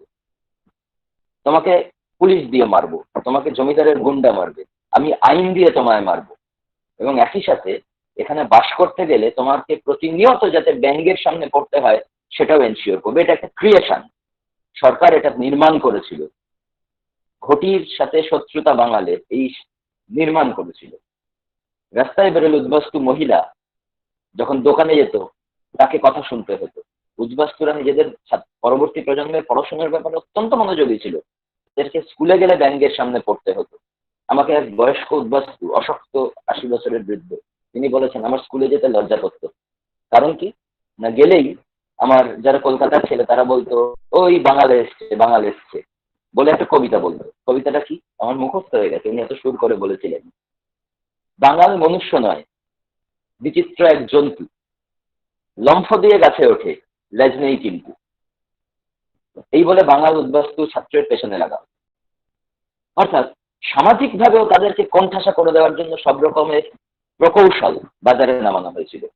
এই সমস্ত আক্রমণ থেকে মুক্তির উপায় হিসাবে তারা কমিউনিস্ট পার্টির শেল্টার নেয়, এবং কমিউনিস্ট পার্টি সংগতভাবে একমাত্র একটি দল যে তাদের জন্য আন্দোলন করেছিল। কিন্তু এই আন্দোলনের মধ্যে প্রচুর রাপচার এবং ডিসকন্টিনিউটি ছিল, যেটা আমি আগেই বললাম। একটু ছোট্ট ছুঁয়ে দিয়ে আমি এই গল্প বলার টপিক নয় আজকে, তবুও একটু বলা দরকার। এই যে এখনো পর্যন্ত যে গল্প বললাম, সেই গল্প শুনে মনে হচ্ছে উদ্বাস্তুরা একটা সমসত্ব মাধ্যম, একটা মনোলিথিক পিলার, সবাই টাইট একটা ইউনিটি মেনটেন করে, মোটেই না। দক্ষিণ কলকাতার বিজয়গড় কলোনি, সেখানে কলোনির নেতৃত্বে যারা ছিলেন, প্রথমত প্রত্যেক জায়গার কলোনির নেতৃত্বে যারা ছিলেন তারা নিজেদের জন্য ভালো ভালো প্লট নিতেন, উঁচু জায়গায় বড় বড় প্লট, সাধারণ উদ্বাস্তুদের জন্য ছোট প্লট, এবং তারা রীতিমতো অফিস খুলে বিজয়গড়ের কংগ্রেস প্রভাবিত উদ্বাস্তু নেতারা জমির দালালি শুরু করেছিল। কখনো কখনো উদ্বাস্তুদের জমি থেকে তাড়িয়ে দিয়ে অন্য উদ্বাস্তুকে বেশি দামে জমি বিক্রি করে দেওয়া হতো। পার্শ্ববর্তী ছোট কলোনি দুর্বল হলে সেই জমির উপর আক্রমণ করে সেই কলোনির জমি দখল করে নতুন করে তারা বিক্রি করত। অর্থাৎ রীতিমতো একটি সিন্ডিকেট তারা চালু করে দিয়েছিল দক্ষিণ কলকাতায়, এই শহরতলির অঞ্চলে। এবং যারা এই কাজটা করেছিলেন প্রত্যেকে হচ্ছেন কংগ্রেস প্রভাবিত উদ্বাস্তু নেতা। এর বিরুদ্ধে কমিউনিস্ট ভাবধারায় দীক্ষিত যুবকরা প্রতিরোধ শুরু করে। দক্ষিণ কলকাতায় মাঝে মাঝেই রক্তারক্তি মারপিট হতো কলোনির মধ্যে, বিশেষত বিজয়গড়, আজাদগড়, নেতাজিনগর, বিজয়গড়, বাঘাযতীনেও একই ঘটনা। এই ঘটনাগুলো এত রেগুলারলি ঘটতো, অথচ এর কোনো ইতিহাস কখনো ডকুমেন্টেড হয়নি। কারণ কলোনির ভেতরের এই সংগ্রামের ইতিহাস জানা যায়নি, পুলিশ ঢুকতে পারতো না, গোয়েন্দা ঢুকতে পারতো না, কলোনির ভেতরের গল্প গোয়েন্দা তথ্যে পাওয়া যায় না, পুলিশ রেকর্ডে থাকে না। এই ইতিহাস খুঁজে বার করতে হয় মানুষের মেমোরি থেকে, স্মৃতি থেকে। এই স্মৃতির ইতিহাস অনুসন্ধান করে আমরা নিশ্চিতভাবে আজ বলতে পারি, আমার গবেষণা অনেকটাই সেটা প্রমাণ করার চেষ্টা করেছে, যে উদ্বাস্তু আইডেন্টিটি, তার মধ্যে বহু স্তর আছে। উদ্বাস্তুরা পার্শ্ববর্তী উদ্বাস্তুর জমি দখল করার জন্য প্রতিনিয়ত সচেষ্ট থাকতো। সুযোগ পেলেই পাশের বাড়ির একটুখানি জমি সে দখল করে নিত। এই নিয়ে সালিশি সভা বসতো, মিটিং মিছিল হতো, কিন্তু কোনো ডকুমেন্ট রাখা হতো না। এগুলো স্মৃতির ইতিহাস থেকে পাওয়া যায়। নৈহাটি থেকে টালিগঞ্জ, যাদবপুর, এই অঞ্চলের যে কটা কলোনিতে আমি গেছি প্রত্যেকটা কলোনিতে এই অভিযোগগুলো খুব কমন এবং স্টিরিওটাইপ। নেতৃত্ব জমির ব্যবসা করে, নেতৃত্ব নিজের প্লটগুলো ভালো নেয়। আমাকে ঘুরিয়ে ঘুরিয়ে দেখিয়েছে বেলঘুরিয়ার কয়েকটা কলোনির উদ্বাস্তুরা, এই দেখুন নেতা ছিল, দেখুন কি সুন্দর 5 কাঠার প্লট, বাকি উদ্বাস্তুরা পেয়েছে 3 কাঠার কি 2.5 কাঠার প্লট। এই ঘটনা তারা 3 প্রজন্ম পরেও এই ক্ষোভ মনের মধ্যে বুনে চলেছে। এর গুরুত্ব দিয়ে প্রভাবটা ভাবতে হবে। পরবর্তীকালে তাদের রাজনৈতিক আনুগত্য বদলে যাওয়ার পেছনে এই পারিবারিক ক্ষোভ এটা একটি গুরুত্বপূর্ণ ভূমিকা পালন করে। একটা অন্য আলোচনায় আসি, খুব প্রয়োজন। কমিউনিস্ট পার্টি উদ্বাস্তু আন্দোলন করছে, কংগ্রেস একই রকম ভাবে দমন পীড়ন চালাচ্ছে। এই জায়গায় দাঁড়িয়ে কংগ্রেস লাইসেন্স, দোকানের লাইসেন্স, বাসের লাইসেন্স, বাসের পারমিট, এইগুলো দেওয়া শুরু করে। যে কোনো সুস্থ সমাজবিজ্ঞানী ইতিহাসবিদের মনেই হতে পারে যে 60-এর দশকে হলেও, 50-এর দশকের শেষ দিকে হলেও এই প্রচেষ্টার মধ্য দিয়ে তো উদ্বাস্তুদের কাছে টানার চেষ্টা করা যেত, উদ্বাস্তুদের মধ্যে বেকারত্ব হ্রাসের একটা চেষ্টা করা যেত। কিন্তু কংগ্রেস সরকার সে রাস্তায় হাঁটেনি। তারা লাইসেন্স পারমিট রাজের মধ্য দিয়ে নিজের সমর্থক একদল মাসেলম্যান তৈরি করতে চেয়েছিল। অর্থাৎ যতই তার শহুরে ভিত্তি দুর্বল হচ্ছে, যত রাজ্যে কংগ্রেস দুর্বল হচ্ছে, ততই সে পেশি শক্তির উপর, ক্লাব কালচারের উপর তাদেরকে কিছু পাইয়ে দিয়ে, লাইসেন্স পারমিট রাজের মধ্য দিয়ে একদল মাসেলম্যানকে দিয়ে ক্ষমতা ধরে রাখার চেষ্টা করে। এবং 60-এর দশকের মাঝখান থেকে এ নিয়ে প্রচুর হাঙ্গামা শুরু হয়। আলোচনার শেষ স্তরে আসি, সম্ভবত আমার সময় শেষ হয়ে যাচ্ছে, বেশ কিছু জায়গা স্কিপ করতে বাধ্য হচ্ছি, ক্ষমা করবেন, সময়ের কথা মাথায় রেখে। এখন পাট্টাপনের যে চেষ্টা শুরু করে কমিউনিস্ট পার্টি, এই আলোচনাটা দিয়ে আমি শেষ করব। কমিউনিস্ট পার্টি প্রথম থেকে বলে আসছিল এই জবরদখল কলোনি, এই জবরদখল কলোনি জমির মালিকানা উদ্বাস্তুদের দিতে হবে। মনে রাখতে হবে রাজ্য সরকার এবং কেন্দ্রীয় সরকার বেশ কিছু জমির মালিকানা কংগ্রেস আমলেই দেয়, কিন্তু তার সংখ্যা অত্যন্ত নগণ্য এবং তারা জবরদখল কলোনির মালিকানা প্রদানের ব্যাপারে অত্যন্ত গুরুতর আপত্তি জানায়। এখন 1950-এর থেকে কমিউনিস্ট পার্টি উদ্বাস্তুদের নিয়ে যে অঙ্গাঙ্গিভাবে আন্দোলন করছে, তার মূল দাবি ছিল যাতে জমির মালিকানা বা পাট্টা দেওয়া হয়। আজকে 2000-এ এসে যখন আমরা পৌঁছালাম, 2010, 2000 এই সময় এসে আমরা দেখলাম যে উদ্বাস্তুদের কমিউনিস্ট আনুগত্য কোথায় জানি হারিয়ে গেল, বিলীন হয়ে গেল। এর কারণ যখন অনুসন্ধান করার চেষ্টা আমরা করছি, তখন আমরা দেখতে পাচ্ছি জমির পাট্টা দিতে হবে এই দাবি যতদিন ছিল, অর্থাৎ যতদিন উদ্বাস্তুরা জমির পাট্টা পায়নি, ততদিন উদ্বাস্তুদের কমিউনিস্ট পার্টির প্রতি অটুট আনুগত্য ছিল।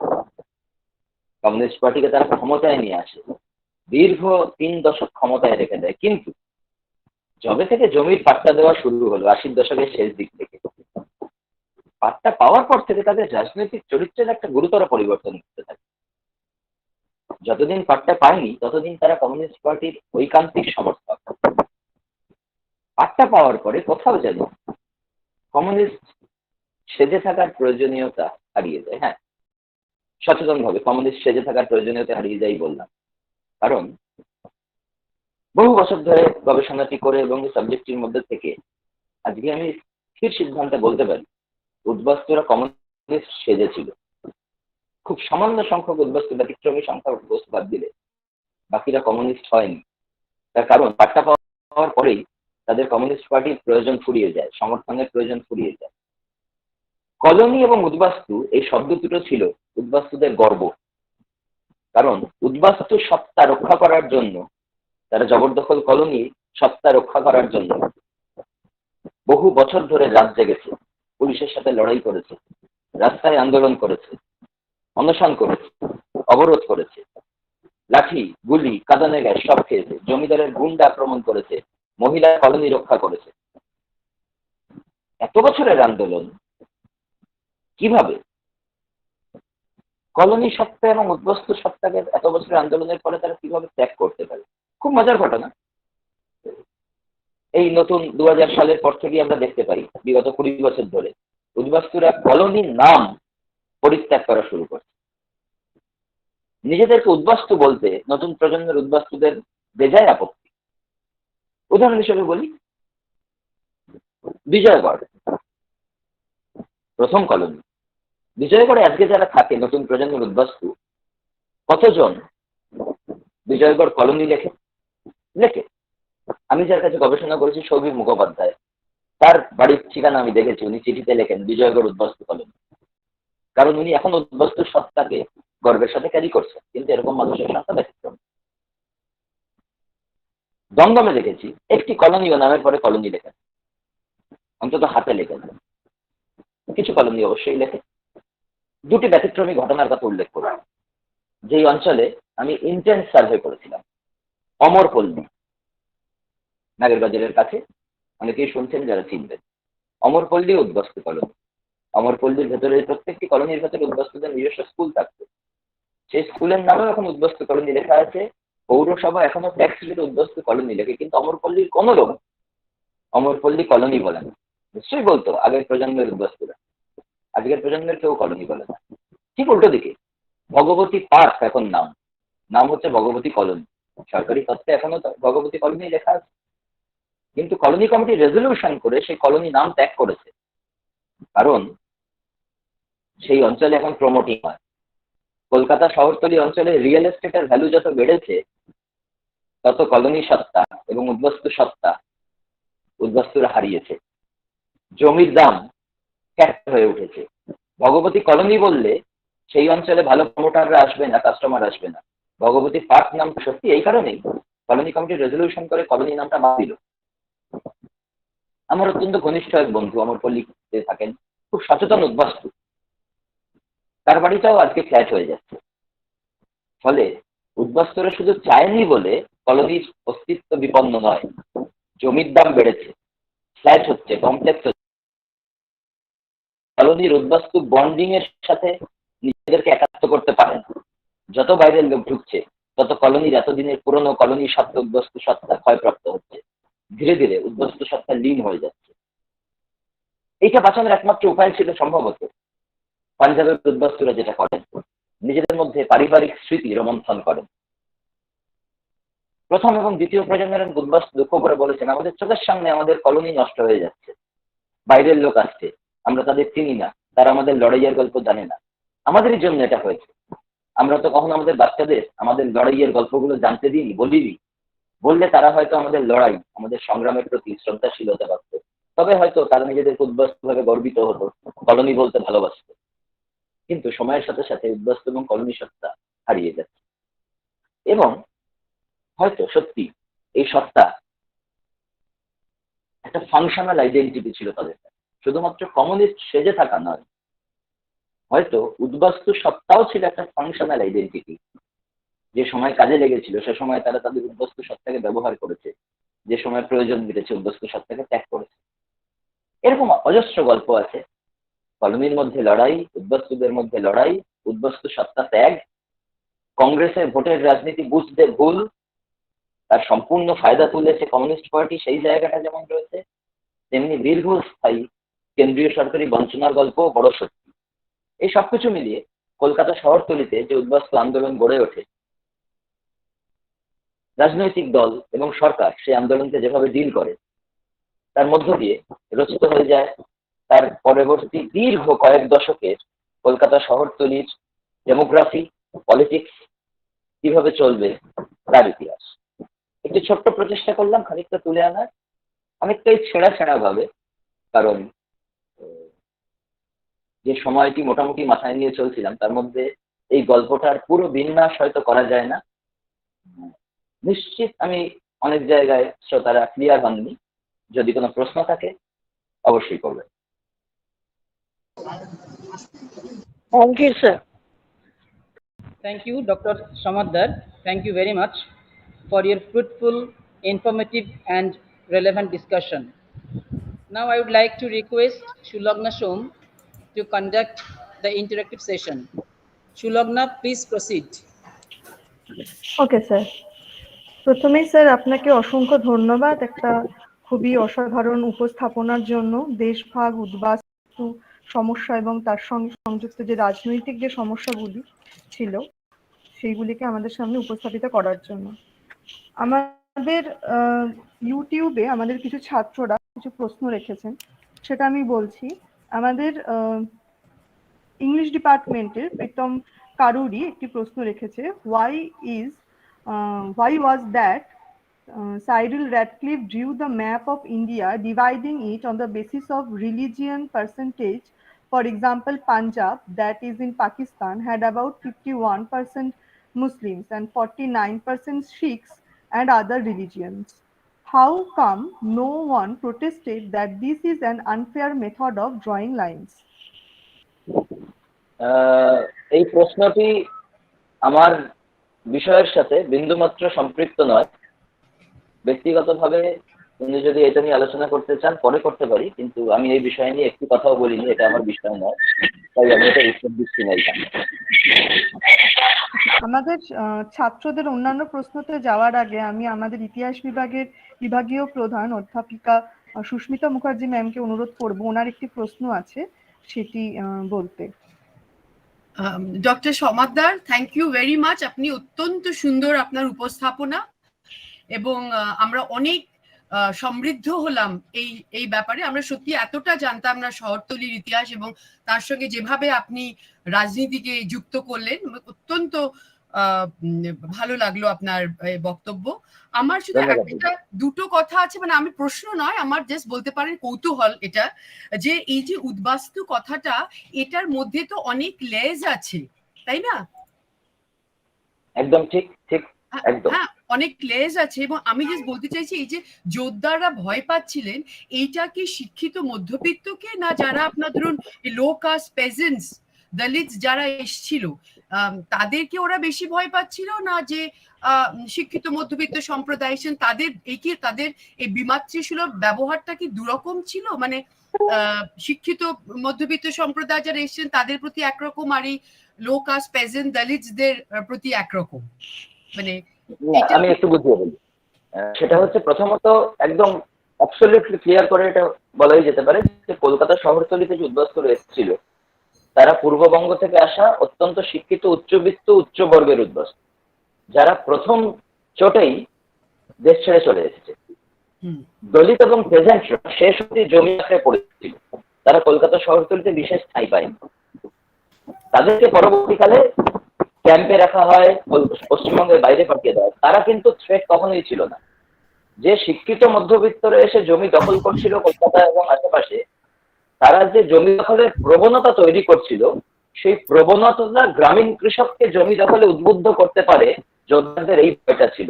গ্রামে যোদ্ধাদের যে স্পেকুলেটিভ ল্যান্ড কিনে রাখা ছিল দক্ষিণ কলকাতায় এবং দমদমে, জমিদারদের যে জায়গা ছিল, সেই জায়গার উপরে যখন হাত পড়ে তখন যোদ্ধারা দুদিক থেকে আক্রান্ত হয়।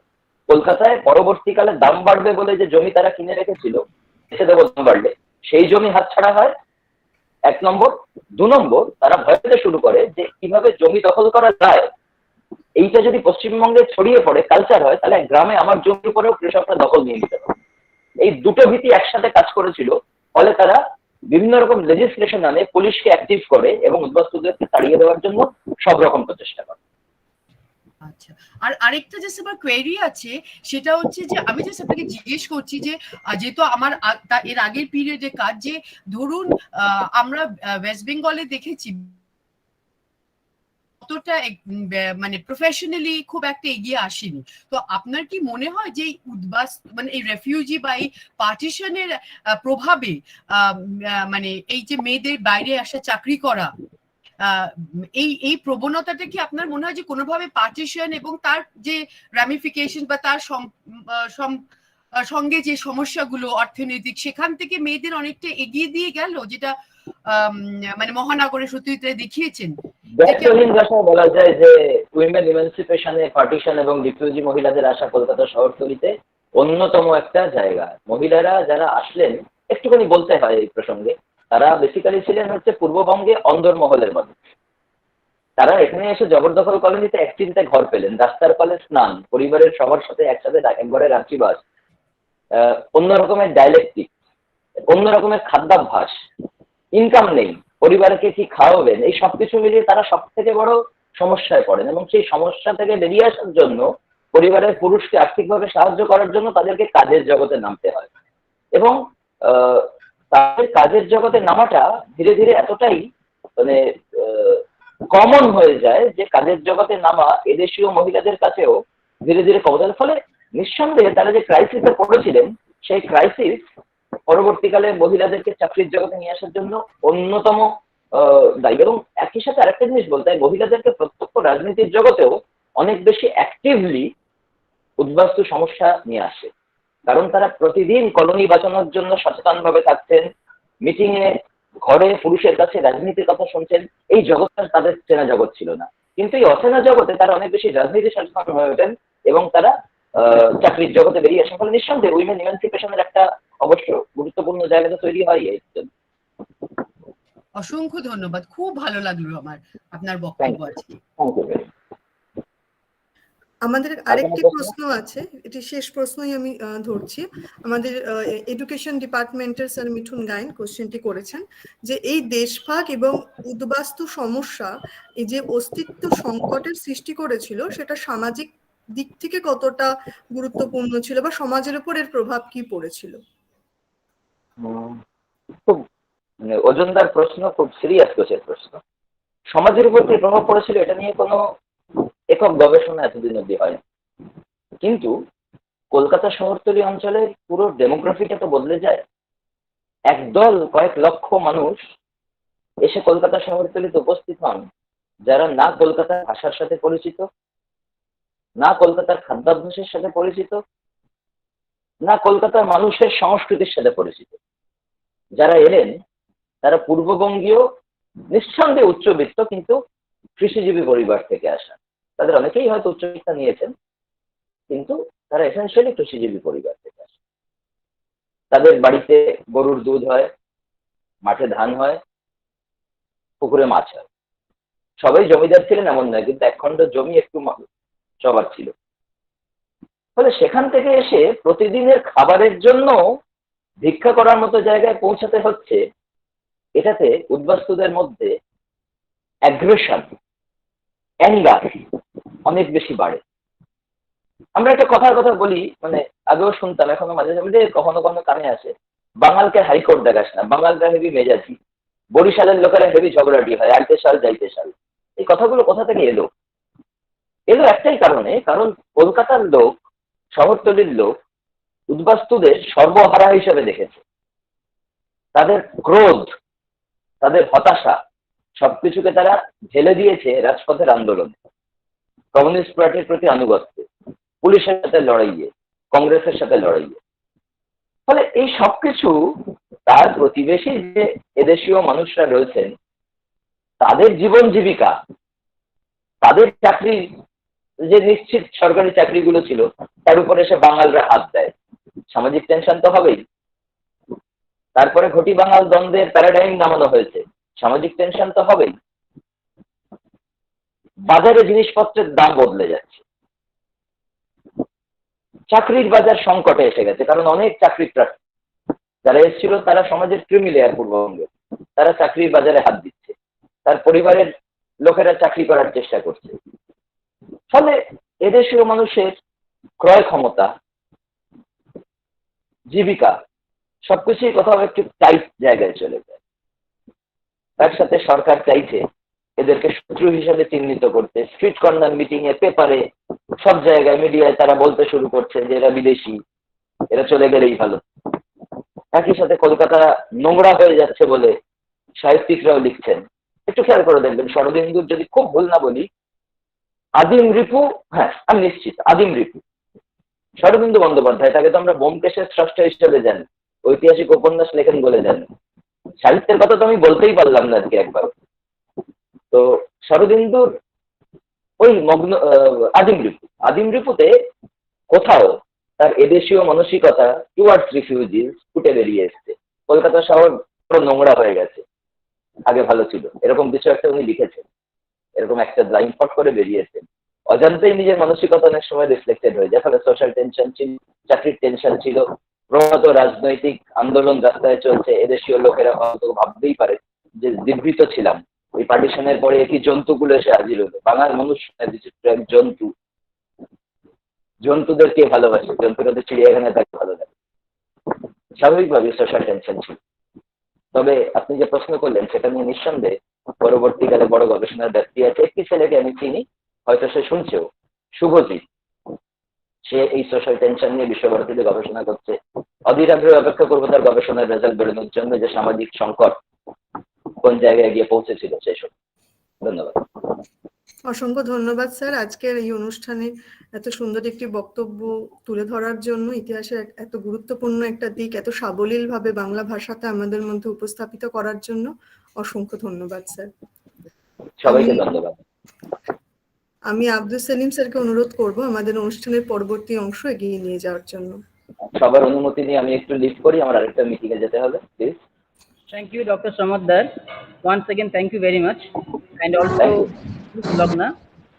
Now, we have come at the end of the first part of this program, that is reflection of partition in history.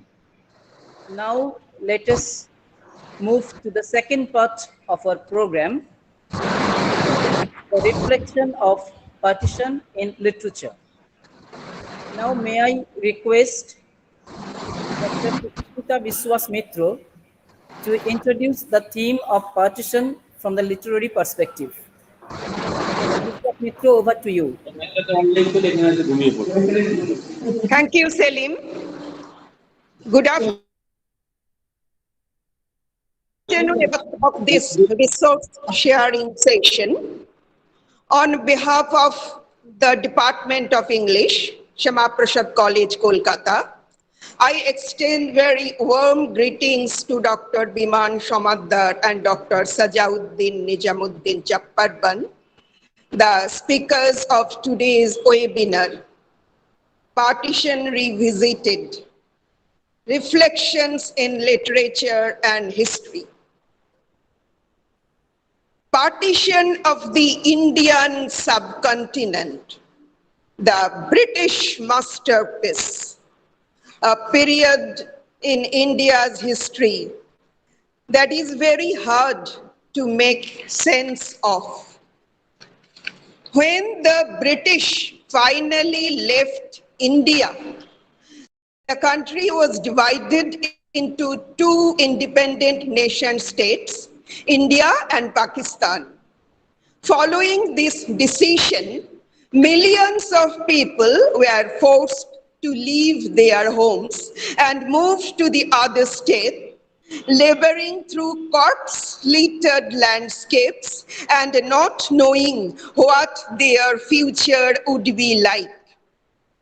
They could never have anticipated how this political move, which was far removed from their individual well-being, would turn out to be one of the worst man-made calamities of the 20th century. Houses were demolished and looted. A deluge of bloated and disfigured bodies impeded water flow in canals. Thousands of people lost their lives to ethnic violence. Boundary issues left unresolved by the British have caused 2 wars and unending strife between India and Pakistan. Masterminds of the partition presented it as a showcase of uplifted religious identity, uplifted political identity, and uplifted linguistic identity. History makes a thorough survey of the causes, context, nuances, and finally the outcome of the partition. But partition was not just a one-time experience, which afterwards was to occupy a place in print only.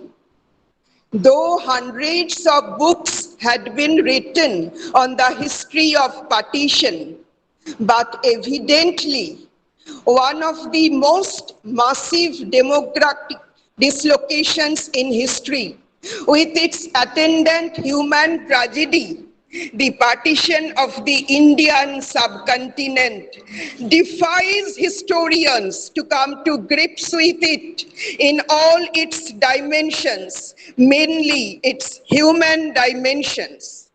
The statistical accounts given by historians fail to impart that it was feeling of insecurity and not religion or politics that forced most of the common people to choose India or Pakistan. The historical statistics do not narrate the identity crisis that the innocent people faced during the period of partition. Neither they narrate the pangs of separation between families. History did not clearly represent the sufferings of the women who remained the worst sufferers of the tragedy of partition. What history ignored, literature explored. Literature explored the lives of even common, ordinary, and marginalized people. While history often is an assortment of facts, thus mechanical in a way, partition literature humanizes the anguish of the ones who had never left their respective parishes and were suddenly forced to pick one nation over another and migrate to lands unknown. These aspects of partition, how families were divided, how friendships endured across borders, how people coped with the trauma, how they rebuilt their lives, what resources, both physical and mental, they drew upon, how their experience of dislocation and panic shaped their lives, and indeed the cities and towns and villages they settled in are difficult things to capture factually, and hence they find little reflection in history. These issues remained a major concern of Indian literature after independence.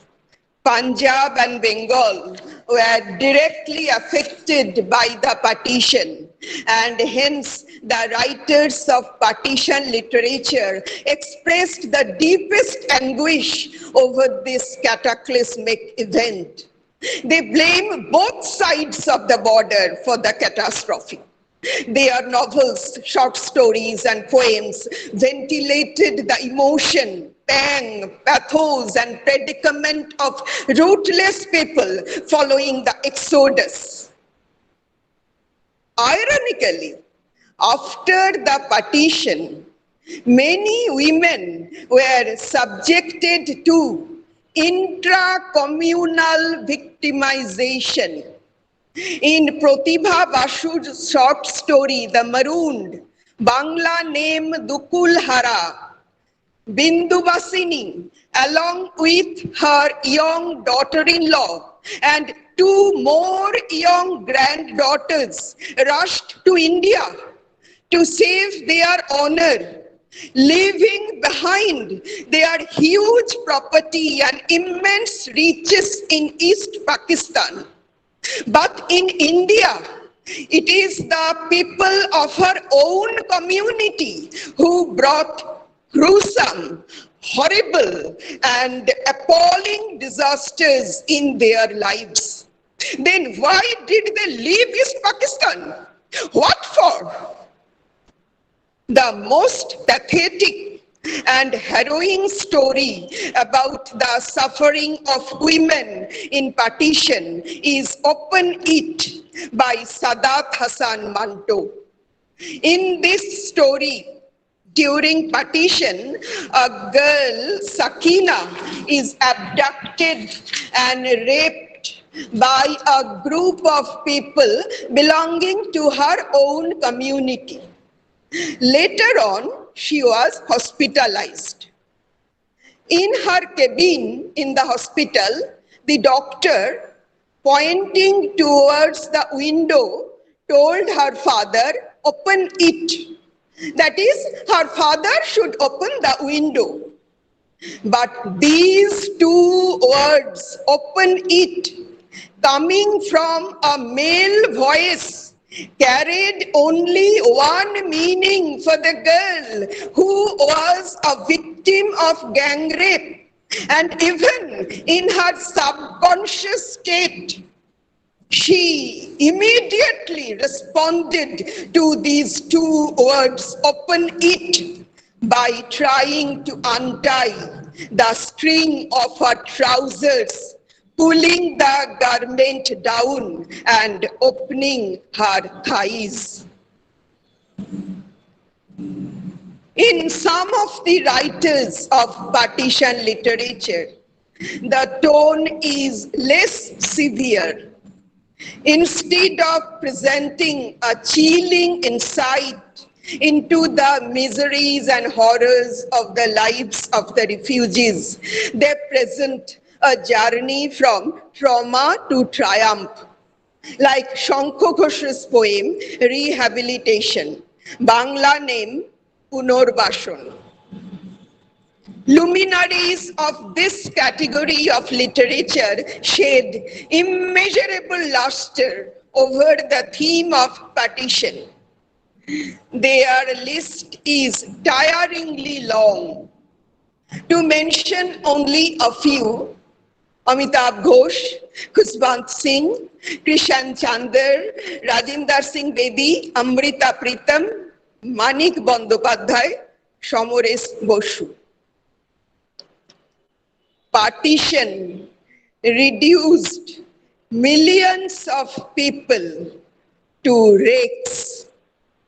But one byproduct of partition is overwhelming and outstanding: partition literature. Thank you.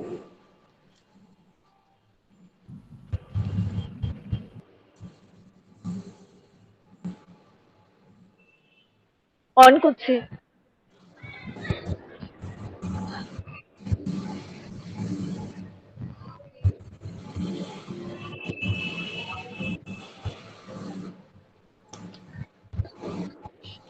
Salim, take it. কোথায় আওয়াজ হচ্ছে Thank দেখো। you. Thank you, Dr. Thank you, Dr. Vishwas Mitro, for your cogent, prolific introduction to the theme of partition as reflected in literature. Now, I would like to request HOD Department of English and also one of the patrons of today's program, Anjana Dev, to introduce our speaker, Dr. Yes, Sajauddin Nijamuddin Chapparman. Mrs. yes. Dev, over to you. Good evening, one and all. It gives me great pleasure to introduce before you the second speaker of today's extension lectures on Partition Revisited, Reflections in Literature and History. We are very fortunate to have with us here online Dr. Sajauddin Nijamuddin Chapparban, Assistant Professor in the Center for Diaspora Studies at Central University of Gujarat. He has been teaching for the last 5 years. We notice that Dr. Sajauddin has, to his credit, a very rich, multidimensional research profile. His areas of interest include interdisciplinary studies, literary criticism, contemporary literary and cultural theory, migration, diaspora, refugee and forced migration studies, citizenship, South Asian studies, and research methodology. Dr. Sajauddin has presented about 25 research papers in various national and international seminars and conferences. Besides this, he attended summer schools and participated in workshops and training programs. He has delivered 22 invited lectures and talks in different capacities in India, Nepal, Bangladesh, Germany, Poland, Taiwan, Austria, Italy, Sweden, Turkey, Croatia, the USA, Uzbekistan, and the UK. He has published more than 20 research papers in reputed publications. To crown it all, he has published 2 books in edited volumes. He is a visiting scholar of the Summer School of the Scotslerman Center Institute for Israel Studies that will span from June to July 2022 at Brandeis University, USA. He will also be visiting Israel uh, just in a few months, in the month of July. So we wish him every success in his future proceedings. Again, a very warm welcome, Dr. Sajauddin. You have been waiting for a very long time. We are extremely sorry for that. Now, this is your time, sir. Please. First of all, I would like to thank Dr. Salim for inviting me to this lecture, and I would also like to thank the Department of English, the Department of History at uh, Excuse me, Dr. Sajauddin, you are not properly audible. okay, am I not audible? Is it fine now? Hello? We want it a bit louder, please. Yeah, am I audible now, madam? A little louder, a little more Hello? louder. Am I audible now? Yes, yes, yes. Yeah, thank you so much. I would like to thank Shama Prasad College, the Department of English, Department of History for organizing this one-day webinar on Partition Revisited. I would especially thank to Dr. Salim for the invitation, and I'm very happy to be a second speaker, and the first speaker, Professor Biman Samadar. He has wonderfully covered most of the historical aspects of partition and the refugees, the Udbastus in the uh, Bengal region, both Bangladeshi and mostly the Indian region, that is the West Bengal, especially in the context of Kolkata. So I was trying to catch him since he was speaking in Bengali. So I was able to catch some of the important points. And more importantly, the kind of introduction that was given by uh, both the esteemed head of the departments, that is Professor Sushmita Mukherjee, and of course uh, Dr. Susmita Biswas from Department of English. So these three introductions and the previous talk laid the foundation for my, you know, impressions or my understanding or interpretation of this idea of partition. Before I begin my talk, I would like to just summarize it that this talk mainly looks at partition through the lens of diaspora and migration. Can we call these refugees as refugees? Can we call them as a forced migrants? Can we call them as a Udbatsus? Or can we call them as, uh, uh, so this issue of nomenclature, how it clatters, or do we really call them as refugees? So these issues are being, I tried to cover it, and I tried to read it through the lens of migration and diaspora. If anyone has any question and comment, you can always ask, or you know uh, uh, add on. If you want to add some comments, you're always welcome. I would like to share the screen. Dr. Salim, you just let me know if it's visible. um, so I'm sharing the screen. Yes, sir. Please go ahead. Yeah, is it visible now?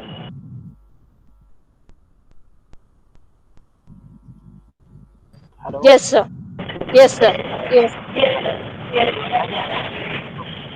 Okay. So, as I said, I was trying to look at the history of partition, and particularly, I am more interested into the post-partition situation of people, that is wonderfully explained by Dr. Sushmita Biswas Mitra. What were the issues of the common people were after partition? But I'm also more interested into the effect of partition in the post-partition or the post-colonial India, or even the contemporary India, how the sparks of partition still, you know, sustain or try to emerge through the various pockets of our life.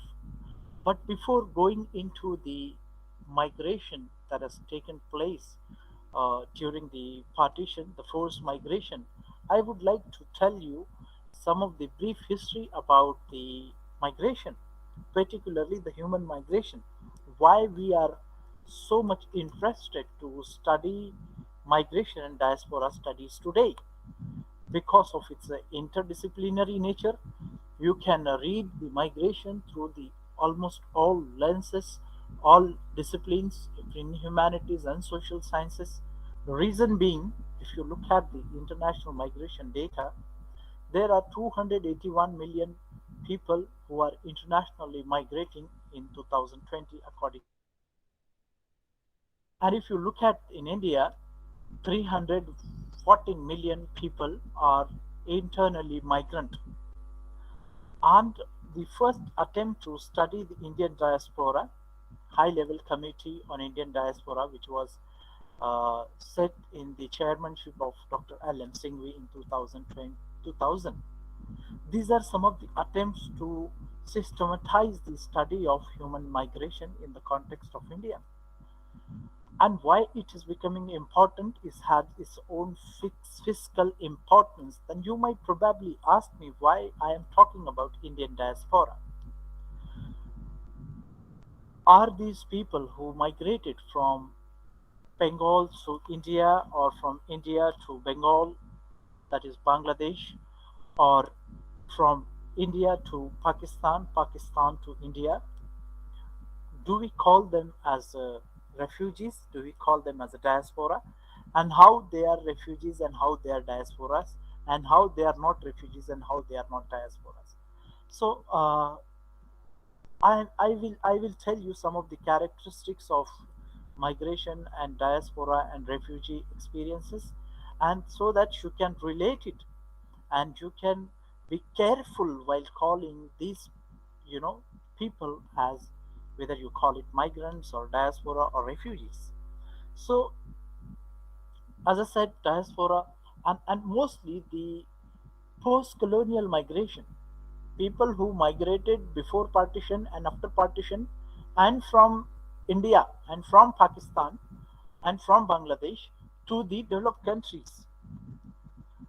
And we hardly talk about the dual and thrice migrant people who were who witnessed the partition, because maybe because we do not have much literature, but there are some narratives which talks about uh, the experiences of be it Bangladeshis in India and from India to America or uh, other developed countries, or from Pakistan, Indians going to Pakistan and Pakistan to the developed countries.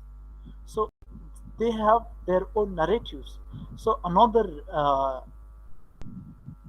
my one of the major uh, you know uh, objective to revisit partition is to relook at partition through the various angles. As I said, this twice and thrice migrants, and also the the effect of migration, the partition, and on these migrants who are now becoming part and parcel of their respective places of destination, and uh, how these effect of partition continued on the lives of people, those who have been settled in be it in India or Pakistan or Bangladesh, and that effect of partition continues to hamper on their lives. So, how their experience is different from our experiences? How do we differentiate their experience of dislocation or uh, migration or displacement with our everyday migration? Because we cannot, we all are migrants, all of us. I have given couple of talks in different colleges of Calcutta in the last week. So I was trying to link the migration with you and me and everyone. We all are migrant at one point of time. We migrate every day. Even if we migrate to college for work or to study, we are migrant. We are everyday migrants. So the categories of migration vary from place to place, context to context, and there are various factors which lead to migration. Moving from one place to another place, be it for temporal or permanent, be it crossing national and international border. These all activities contribute to the idea of migration, and the factors which push us to migrate are called as a pushing factors, and the factors which attracts us to migrate are the pulling factors. So my approach to look at migration through the lens to partition through the lens of migration is this: what were the factors which led to people to migrate from be it Bangladesh, today's Bangladesh to today's India, and from India to Bangladesh, and from India to Pakistan and Pakistan to India. What were the factors which led to the uh, choice of people? Many people migrated by choice. Many people were forced to migrate. So, while talking about the refugees, when we talk about these all population of divided India, we cannot call it as an umbrella category. We cannot call all the migrants as the refugees, as the diasporas, as the, or you can call it as a Udbastu in the Bengali. So, are they all refugees? Because the factors, one of the major pull factor for some of the Muslim pockets of India was the formation of new state, new homeland, quote and unquote. The homeland which never existed and they created and which attracted some of the politically oriented people to voluntarily migrate. So, here in this context, the definition of refugee, although they were afraid of the majoritarian Hindu dominance in this would be country, they were afraid of religious persecution, but many of them voluntarily migrate. So, in this context, the idea of refugee is contested. So, the in the push and pull factors, there are various push and pull factors: environmental, social, economic, and political in general, and similar factors which pull people. Here we will discuss about the social and political factors which push and pull the people. So, when it comes to partition, the idea of dividing and religion and the nation state, these were three basic factors which led people to migrate voluntarily and involuntarily, by choice and by force. And when this uh,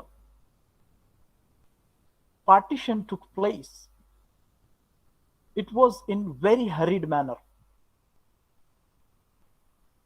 So you can see the images if you look at the different archives. So you would see the images that I displayed on the first slides of this talk. People just coming on the streets, holding, luggage on their heads, kids in their bags or in their hands, wives migrating in the massive number through bullock carts, through trains, through whatever means of the transport that they had, or even by walking. As you have seen the sudden lockdown that has happened, you could see that how people suddenly came on the streets. It was also considered as one of the, most massive exodus after the partition. So the people came on the streets. But before this partition took place, I want you to take you back to the colonial, anti-colonial struggle during the colonial time. This is something interesting that I wanted to tell you, how anti-colonial struggle was working from the India and from abroad towards the uh, towards the freedom of India. But as Ma'am was trying to quote Mushirul Hassan for the two different opposite things came together. One is a non-violent, and which another one is a violent aspect of India's freedom. So, just briefly, we'll talk about the how colonial uh, struggle struggle of Indians, be it in India and abroad, was contributing to this 1947's event, not as a partition but as a freedom struggle. So, coming back to the uh, colonial time, it was in 1832 to 33, the abolition of slavery taken place in the British Empire. So there was a huge shortage of labor in the colonial plantation, British colonial plantation, which spanned from China to Canada, to Africa, to South Asia, Southeast Asia, etc. So the Indians were taken as an alternate to slavery to different parts of Indian colonies, including South Africa, Southeast Africa, Canada, Caribbean island, and Canada, to different places wherever the British government was there, colonial government. So there was huge disparity. There were so many issues about Indians. They were being mistreated. Their basic rights were being violated. But they somehow tried to continue their struggle against this British colonization in the plantation. When the demand for freedom started arising from India, so they, simultaneously the Indian diaspora, which was there in the scattered in the various colonies of India, also started coinciding their voices for their liberation with the voices for India's freedom together. So these two voices come together, and the Indian diaspora, through the, for example, in the context of South Africa, through the Natal Indian Congress, as the Indian Congress in India was established in 1894, and the Dada Abdullah, who was a Gujarati Muslim merchant in South Africa, invited Gandhi in 1893 to South Africa, and Gandhi witnessed the issues that Indians were going through in the Natal, the colonial region of British colonial region, and the issues where the Indian marriages were not recognized, they were denied of education and health facility, land ownership. There was huge taxation on Indians, those who decided to stay back in South Africa after the indenture labor completion. And there were also, corporal punishments, abrupt deduction of wages, and so on. So, thing Indians were also not victim of the apartheid regime in South Africa. They were not permitted to enter into OFS, the Orange Free States. So these were some of the issues that Indians were fighting for in South Africa. Now, with the arrival of Gandhi, Gandhi has also, started his first satyagraha in South Africa, and which led to 4,000 Indian workers protesting near the coal mine in northern Natal in 1913. And this is how they started demanding for the rights of the Indians in the colonial British plantation. Similarly, these voices for their liberation coincides with the voices for the freedom that were raising from India and also merge into the uh, diaspora. You have many renowned figures like Gandhi in Africa and the Subhash Chandra Bose in uh, throughout this, Southeast Asian countries to Germany, and Gadar movement in Canada. So these are the events coincides with uh, the issues of Indian diaspora in colonial plantation coincides with the issue of Indians for freedom struggle against the British colonization. So you had uh, Indian students also, striking or protesting against the British colonization during during this time of the rise of Indian nationalism that was reflected in the Sajjad Zahir's novel A Night in London, and uh, Sir Syed Khan's writing when he was in England.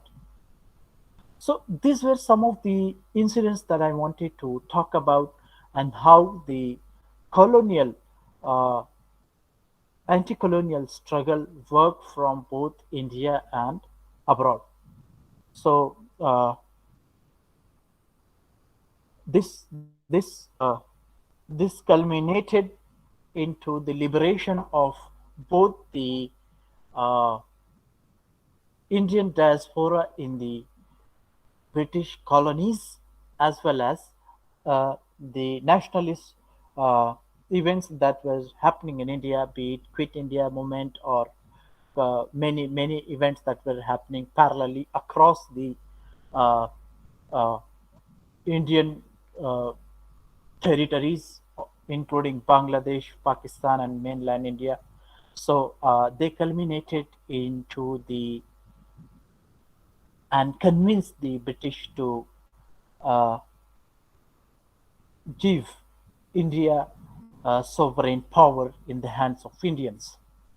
But the unfortunate part of this freedom struggle was the dividing of India into different segments, which were turned as different sovereign states in the post 1947. The Labour Party in the British general election of July 1945 hurriedly divided India on the religious line. And if you look at the uh, dividing of India, so some states were left as uh, majority large independent states like Hyderabad, Kashmir, and Kailat, and Junagadh, and Goa, and etc., which were later on annexed by Pakistan and by India, and now the question of Kashmir. Why I was trying to talk about this, uh, that to relook at the effect of partition which still continues today, be it the removal of the special state of Kashmir, or and we when we talk about the partition narrative, mostly we our discourses, literary and political discourses, are circulated around the partition of Bengal and the partition of Punjab. Mostly when I was visiting various colleges in Calcutta, so I was coming across the literature which was mostly written by the uh, partition affected Bengali writers, and the people of Bengal. So there is a need to, extend these and understand the partition in its fullest sense, the kind of atrocities that were happen, of course, in the context of Punjab and Bengal, and we just close our eyes to the annexion of the Hyderabad state to India. What sort of uh, predicaments and issues that the people of Hyderabad region face, be it through Razakars or be it through the Operation Polos uh, by Indian government. Who were the in the interest of partition and who suffered the most? Therefore, when I'll come to that part when we talk about the experiences and narrations of the partition. So the kind of social, political status of people also shapes their narratives of partition. I'll come to that part, but before going to that part, coming back to this idea of partition, freedom struggle through partition, and the kind of narrative that we have, the state narrative, the absolute narratives, then to the alternate narratives through literature that we have. So that that narratives never tell us, the state narrative never tell us about the alternate narratives that was that ma'am was trying to talk about through the lens of women, through the lens of uh, subalterns, through the lens of Dalits and others minorities. So the design of partition which was made, I think one of the students in the previous lecture was trying to ask, is it not that unjust to divide Punjab, where 51% Muslims and 49% Sikhs?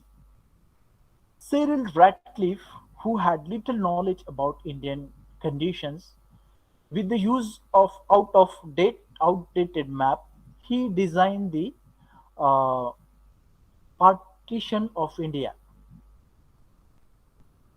He hardly had knowledge about the Indian, uh, you know, uh, social composition,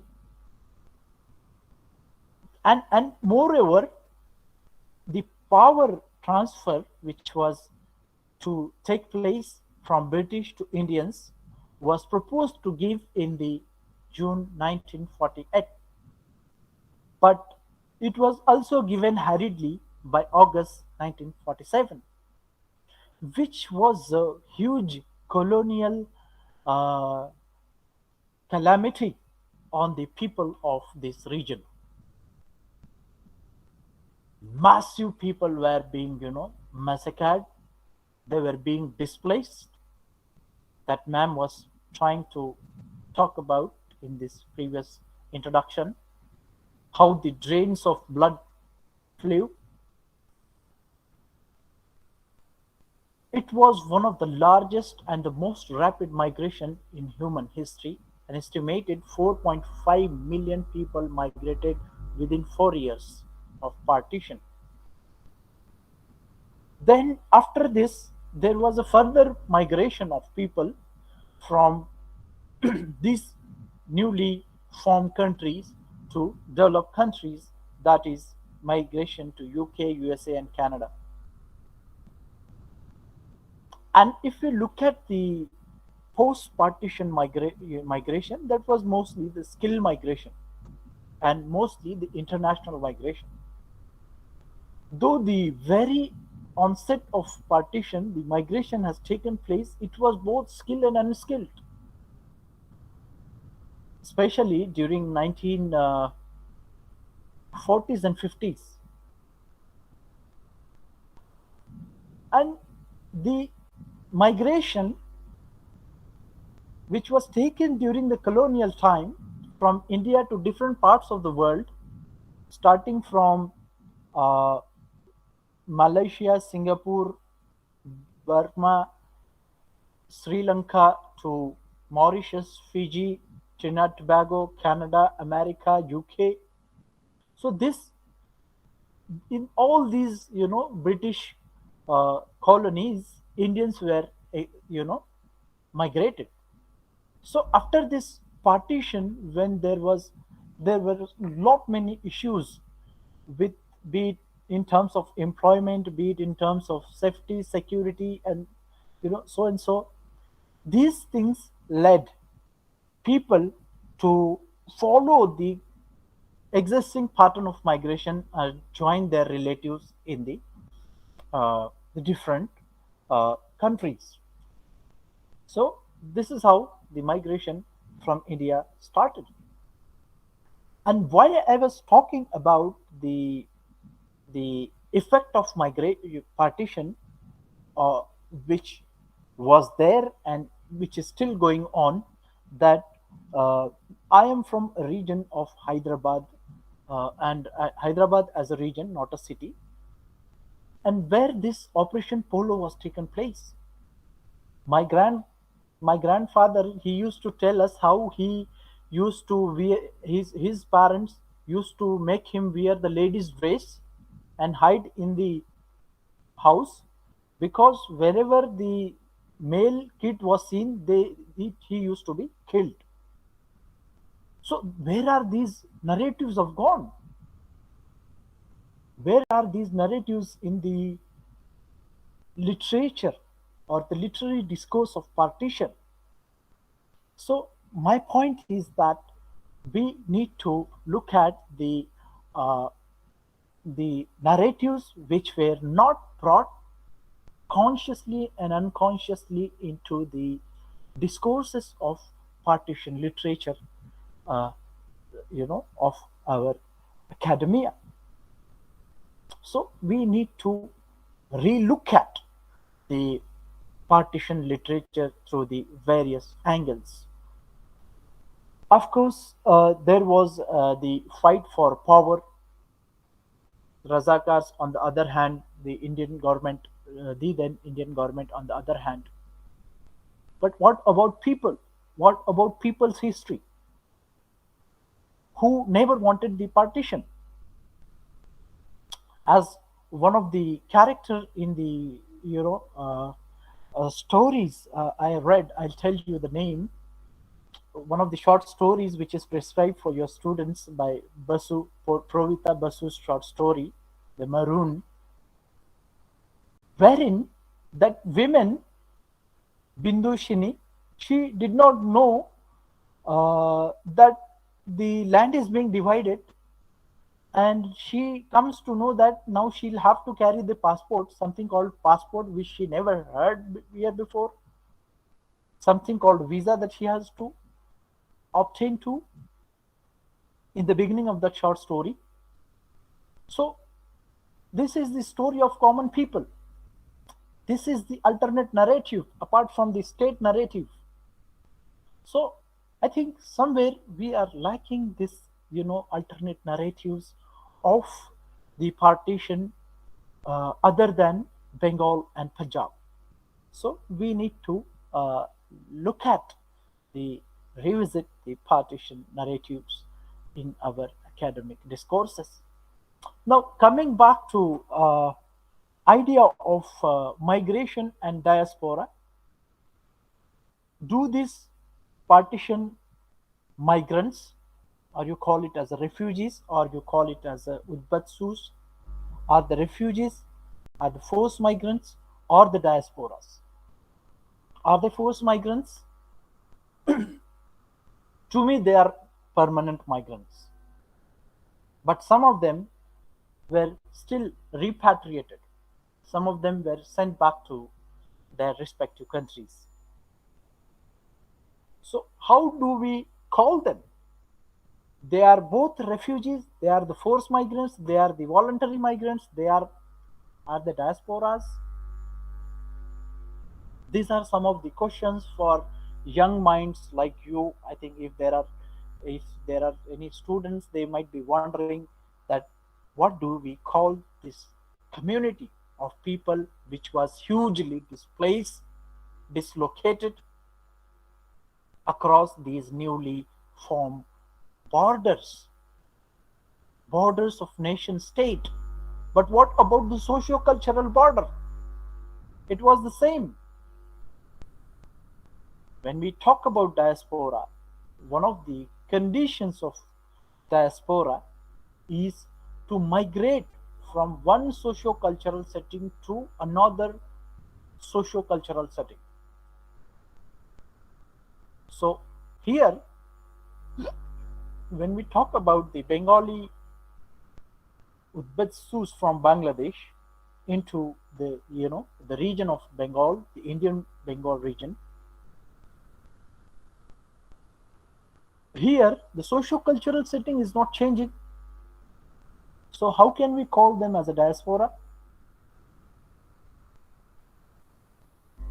How can we call them as a forced migrants? Because some of the Indians, some Bengalis and some Indian from Bihar and UP also did migrate from this region to East Pakistan as well as the West Pakistan. So for them, something called home was, calling. It was like the law of return, like in the context of when the homeland, the idea of homeland came into reality, and Ben Gurion from Israel came up with this idea of calling home the law of return of 1950s. So similarly, some Muslims who were politically oriented by this idea of new homeland were very much excited to join this new homeland. So are they diasporic? Are they refugees? So when you look at through the aspect of excitement and their enthusiasm, and you can call it as a nationalism to join the Muslim nation, and similarly some Hindus who were migrated voluntarily and forcibly to India to join the becoming Hindu nation, quote and unquote. So who are they? Are they refugees? Are they voluntary migrants, forced migrants, or the diaspora? So now I tell you how they are the refugees, how they are the forced migrants, how they are the voluntary migrants, and how they are the diasporas. Refugees is a definition which came up.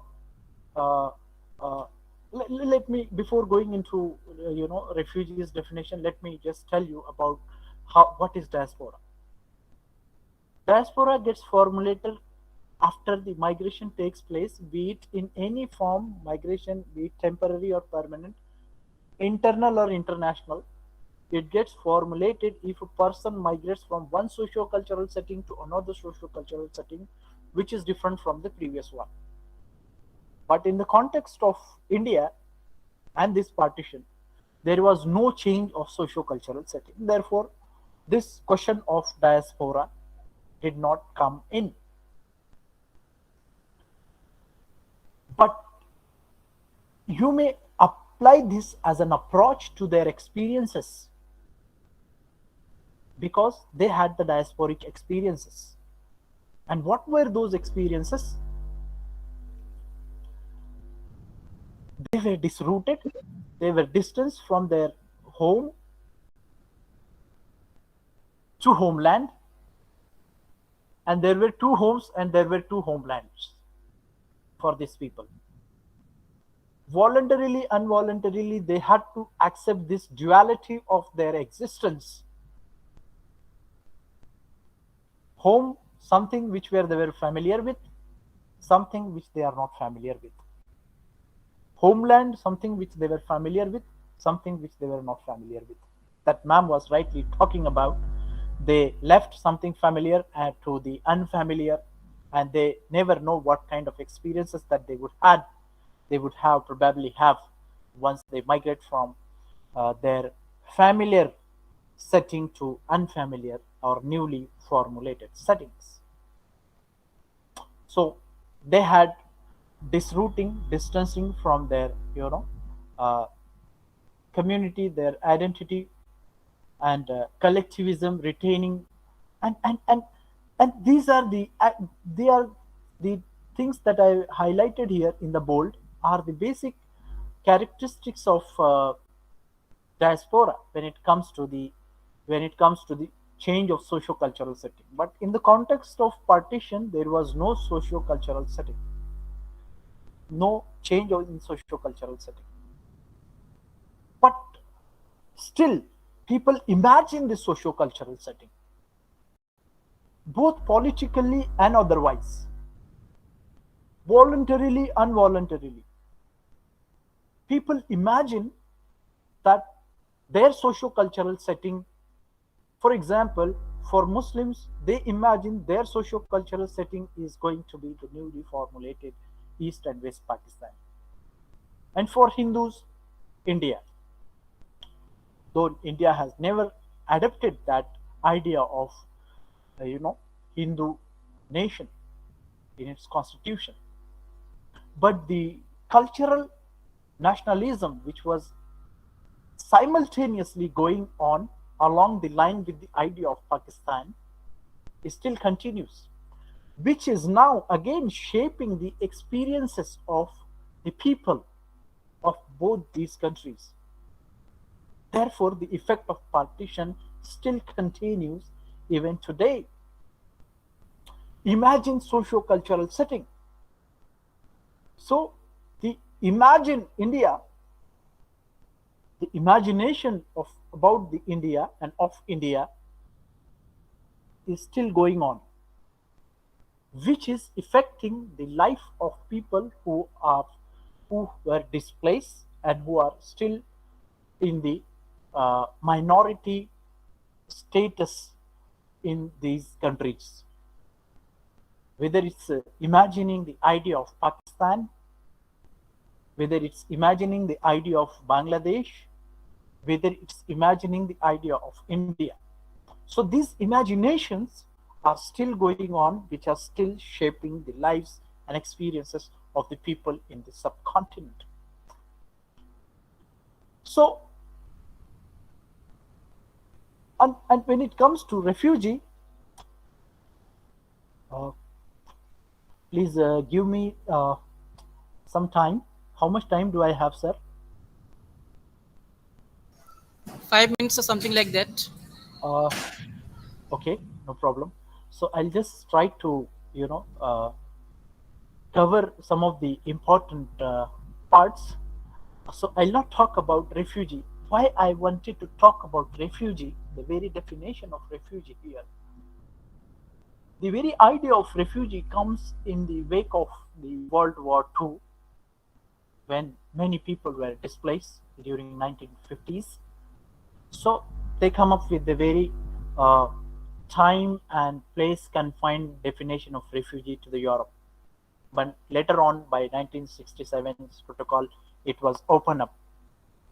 Then to the Global Compact for Refugees. So the definition of refugee changes. Therefore, to me, the application of this idea of refugee in the context of this partition, you can call it as refugees, but not to all people who migrated. Therefore, it was contested. And India's stand as a refugees, India had never been a signatory to refugee status and all that. I think your previous scholar was talking about the state approach towards the refugees and their rehabilitation. Now, coming back to some of the points that I was trying to raise here, that how we cannot club all the people who migrated from Bangladesh to India, India to Bangladesh, and from India to Pakistan, Pakistan to India, may not and cannot club it under one umbrella term. The reason being, as I said, the Muslim nationalists who were going for new land, similarly the Hindus, and the experiences of the Chota Lokas and the Badra Lokas in the context of Bengal. Because Badra Lokas, who had the social capital, who had the moderate social class who were able to easily access the home and all the jobs or whatever the settling patterns of post migration thing, who were easily could accommodate it in the Bengal, Indian West Bengal, particular the Kolkata society. But what about the Chota Lokas? What about Dalits? I think previous scholar was also talking about. So their social status, these people, they lack the social capital. So their social capital, so their social status, the political status, the economic status has also shaped their narratives. So some people were choose to leave, some people were forced to leave. And there were also optees. The government of, that time government has also given option to those who are government employees to choose either to go with Pakistan or to in with India, and they were also voluntarily exchanged. So how do we count their experiences?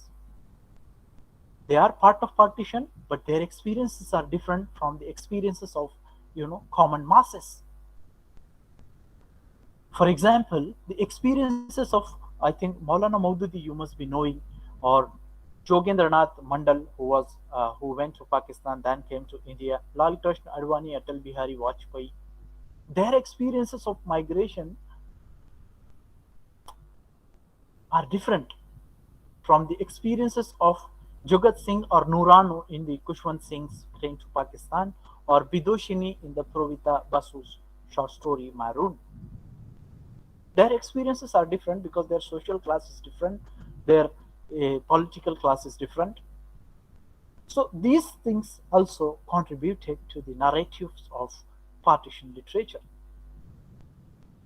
And partition did not stop there. That process is still going on.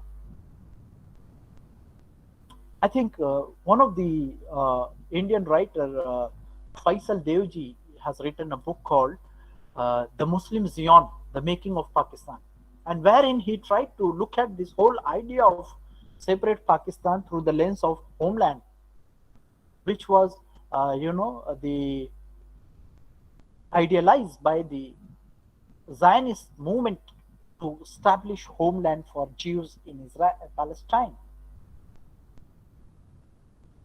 So he read through that lens. It's a wonderful book. But when it comes back to India, there is still, this idea of home. And the idea of home, as I said, there are dualities of home and homeland, culminating or merging into one home and one homeland, as imagined by the supporters and imposed on a political masses, as in the case of Bindushini's, Pavitra Basu's short story Maroon. As I was talking about, she was to carry the passport, and more importantly, in during this time, people, the common masses of Dhaka and Kolkata, never know that they have to carry these, formalities of mobility, the new mobility restrictions which were coming. Therefore, the new issue of the whole documentation, they never know. They were all illiterate. They had no documentation, proper documentation, was another challenge that these people had. Documentation was not only the problem during that time, but even today. Many people who migrated from these regions did not have proper documents, which is again is one of the burning issue in India. And another important, part of this these refugees, partition refugees, were the trafficking of women and children. Since they were displaced and they were refugees, they were more prone to, and they were at higher risk high risk of being trafficked, as in the case of Uttara and Bulu in this short story. So these are some of the issues in the partition literature, and how their experiences are being diasporic. They were welcomed because the socio-cultural setting was same, but they were not welcomed. Be it the Udbatsus in Bengal or Muhajirs in Pakistan. They are looked down upon as the refugees or Udbatsus or the Muhajirs. And if you look at the this wonderful collection of story by Munawar Rana, Urdu poet, who says मुहाजिर हैं, there was a move here, मुहाजिर हैं मगर एक दुनिया छोड़ आए हैं, हमारे पास जितना है उतना छोड़ आए हैं, कहानी का ये हिस्सा आज तक सबसे छुपाया है, हम एक मिट्टी के खातिर अपना सोना छोड़ आए हैं.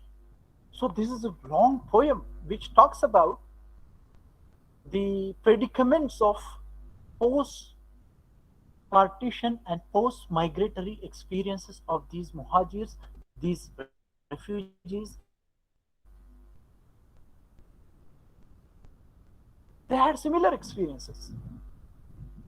Despite their socio-cultural familiarities and similarities,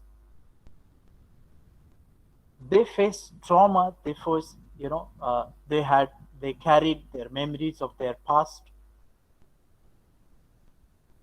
So these are some of the characteristics of diaspora. Diasporic. This diaspora as an approach can be applied to this kind of experiences. They were welcome but not welcomed. The society, one of the characters in that story I mentioned, she tried to contact one of her relatives, but he never responded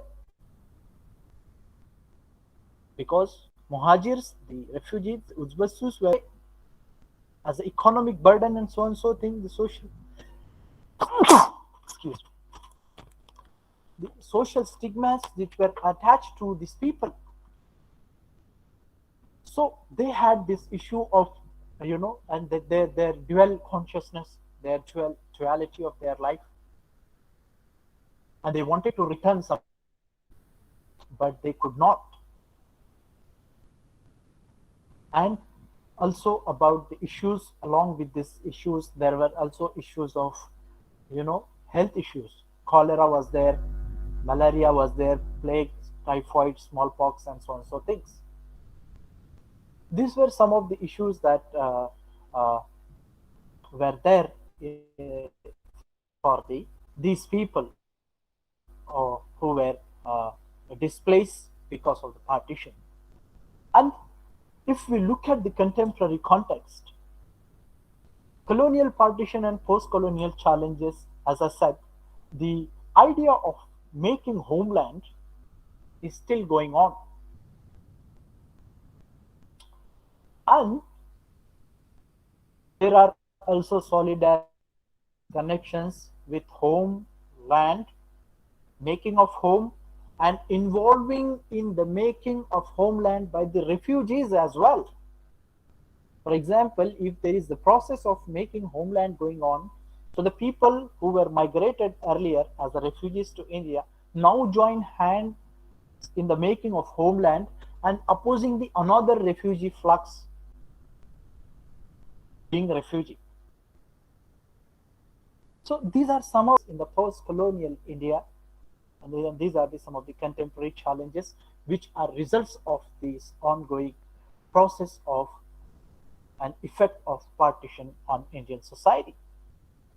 And the cultural politics of refugees in the contemporary India is also shaping the experiences of refugees in general. Those who migrated to India became citizens of India, the Hindus and Sikh refugees from East and West Pakistan. And those who migrated from India to Pakistan were treated as muhajirs, and but also the question of those who came to India other than the these 5-6 minorities mentioned in the recent CAA Act, they were not welcomed. So these are some of the new challenges for the minorities and refugees in these countries.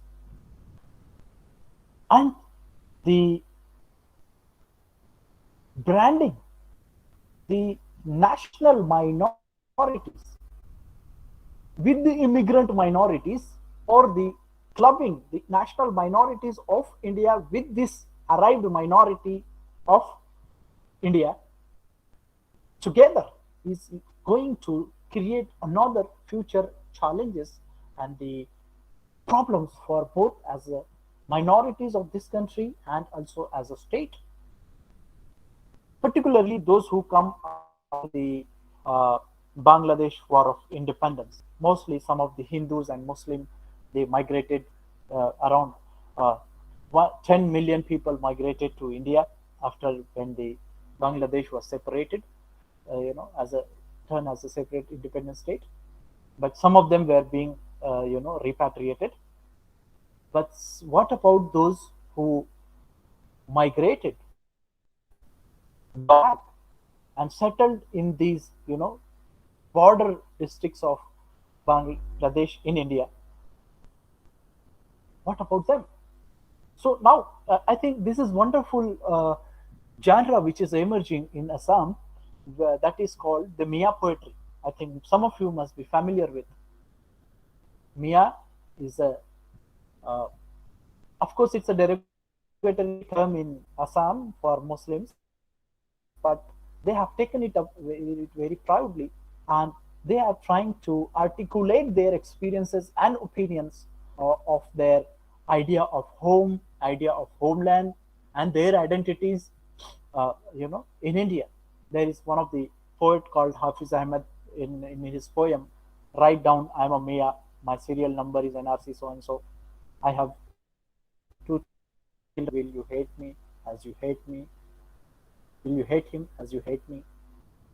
So this is isn't it's a part of partition literature, because this particular community from Mymensingh region of Bangladesh, today's Bangladesh, and now they are very much part of this Assam society. They think they are, but how do the host society perceive? Here, these perceptions of self and the other towards self constitutes and shapes and reshapes once the very idea of identity. So the process of identity making is not the one-way process, it's overall. So with this brief introduction, with this brief challenges, I shall stop here. Sorry, I've taken enough time. With this brief note, I shall stop here. If anyone has any question and comment, you're most welcome. Should I stop? Thank you, sir, for that very detailed discussion on the anti-colonial struggle and issues of migration and partition. I particularly enjoyed your discussion of partition and partition literature from the diasporic perspective, because that is a very interesting lens with which to look at this particular issue and this particular kind of literature. So there are a few questions that we have received. I'll just put them forward to you. Yeah, please. So, Sriporna Chatterjee, who is a master's student at the University of Calcutta, she has asked, "Sir, if possible, please discuss about unhoming in Monica Ali's Brick Lane." And she has also later on added another text. She's also asked about another text, Tishani Doshi's The Pleasure Seekers. Unhoming and dislocation in these two texts. In Brick Lane, This is a wonderful question, and if you look at uh, the process of unhoming in the Brick Lane, that the this main protagonist he returns back to Bangladesh. The very idea of varies from people to people, community to community. For one person, home is something else, but for some other person, home is something else. And the idea of home for some people migrates with them. I think you might have seen in many literature, for example, the Arab American novel, uh, the Girl in a Tangerine Scarf by Mauja Kaf. In this novel, she thinks that Jordan is her home when she migrated to America. But after spending some time in America, she was trying to evolve into the social life of America and trying to rebuild home away from home. Then America was becoming her home. Then later on, she migrates to, she goes to pilgrimage in Medina, and she started imagining Medina as her home. So the idea of home is changing here from context to context. So similarly, for Nasreen and her husband, I'm just forgetting his name. So for them, Bangladesh was home, and when they migrated to UK, they tried to involve into the social life of America, but her husband not appropriate.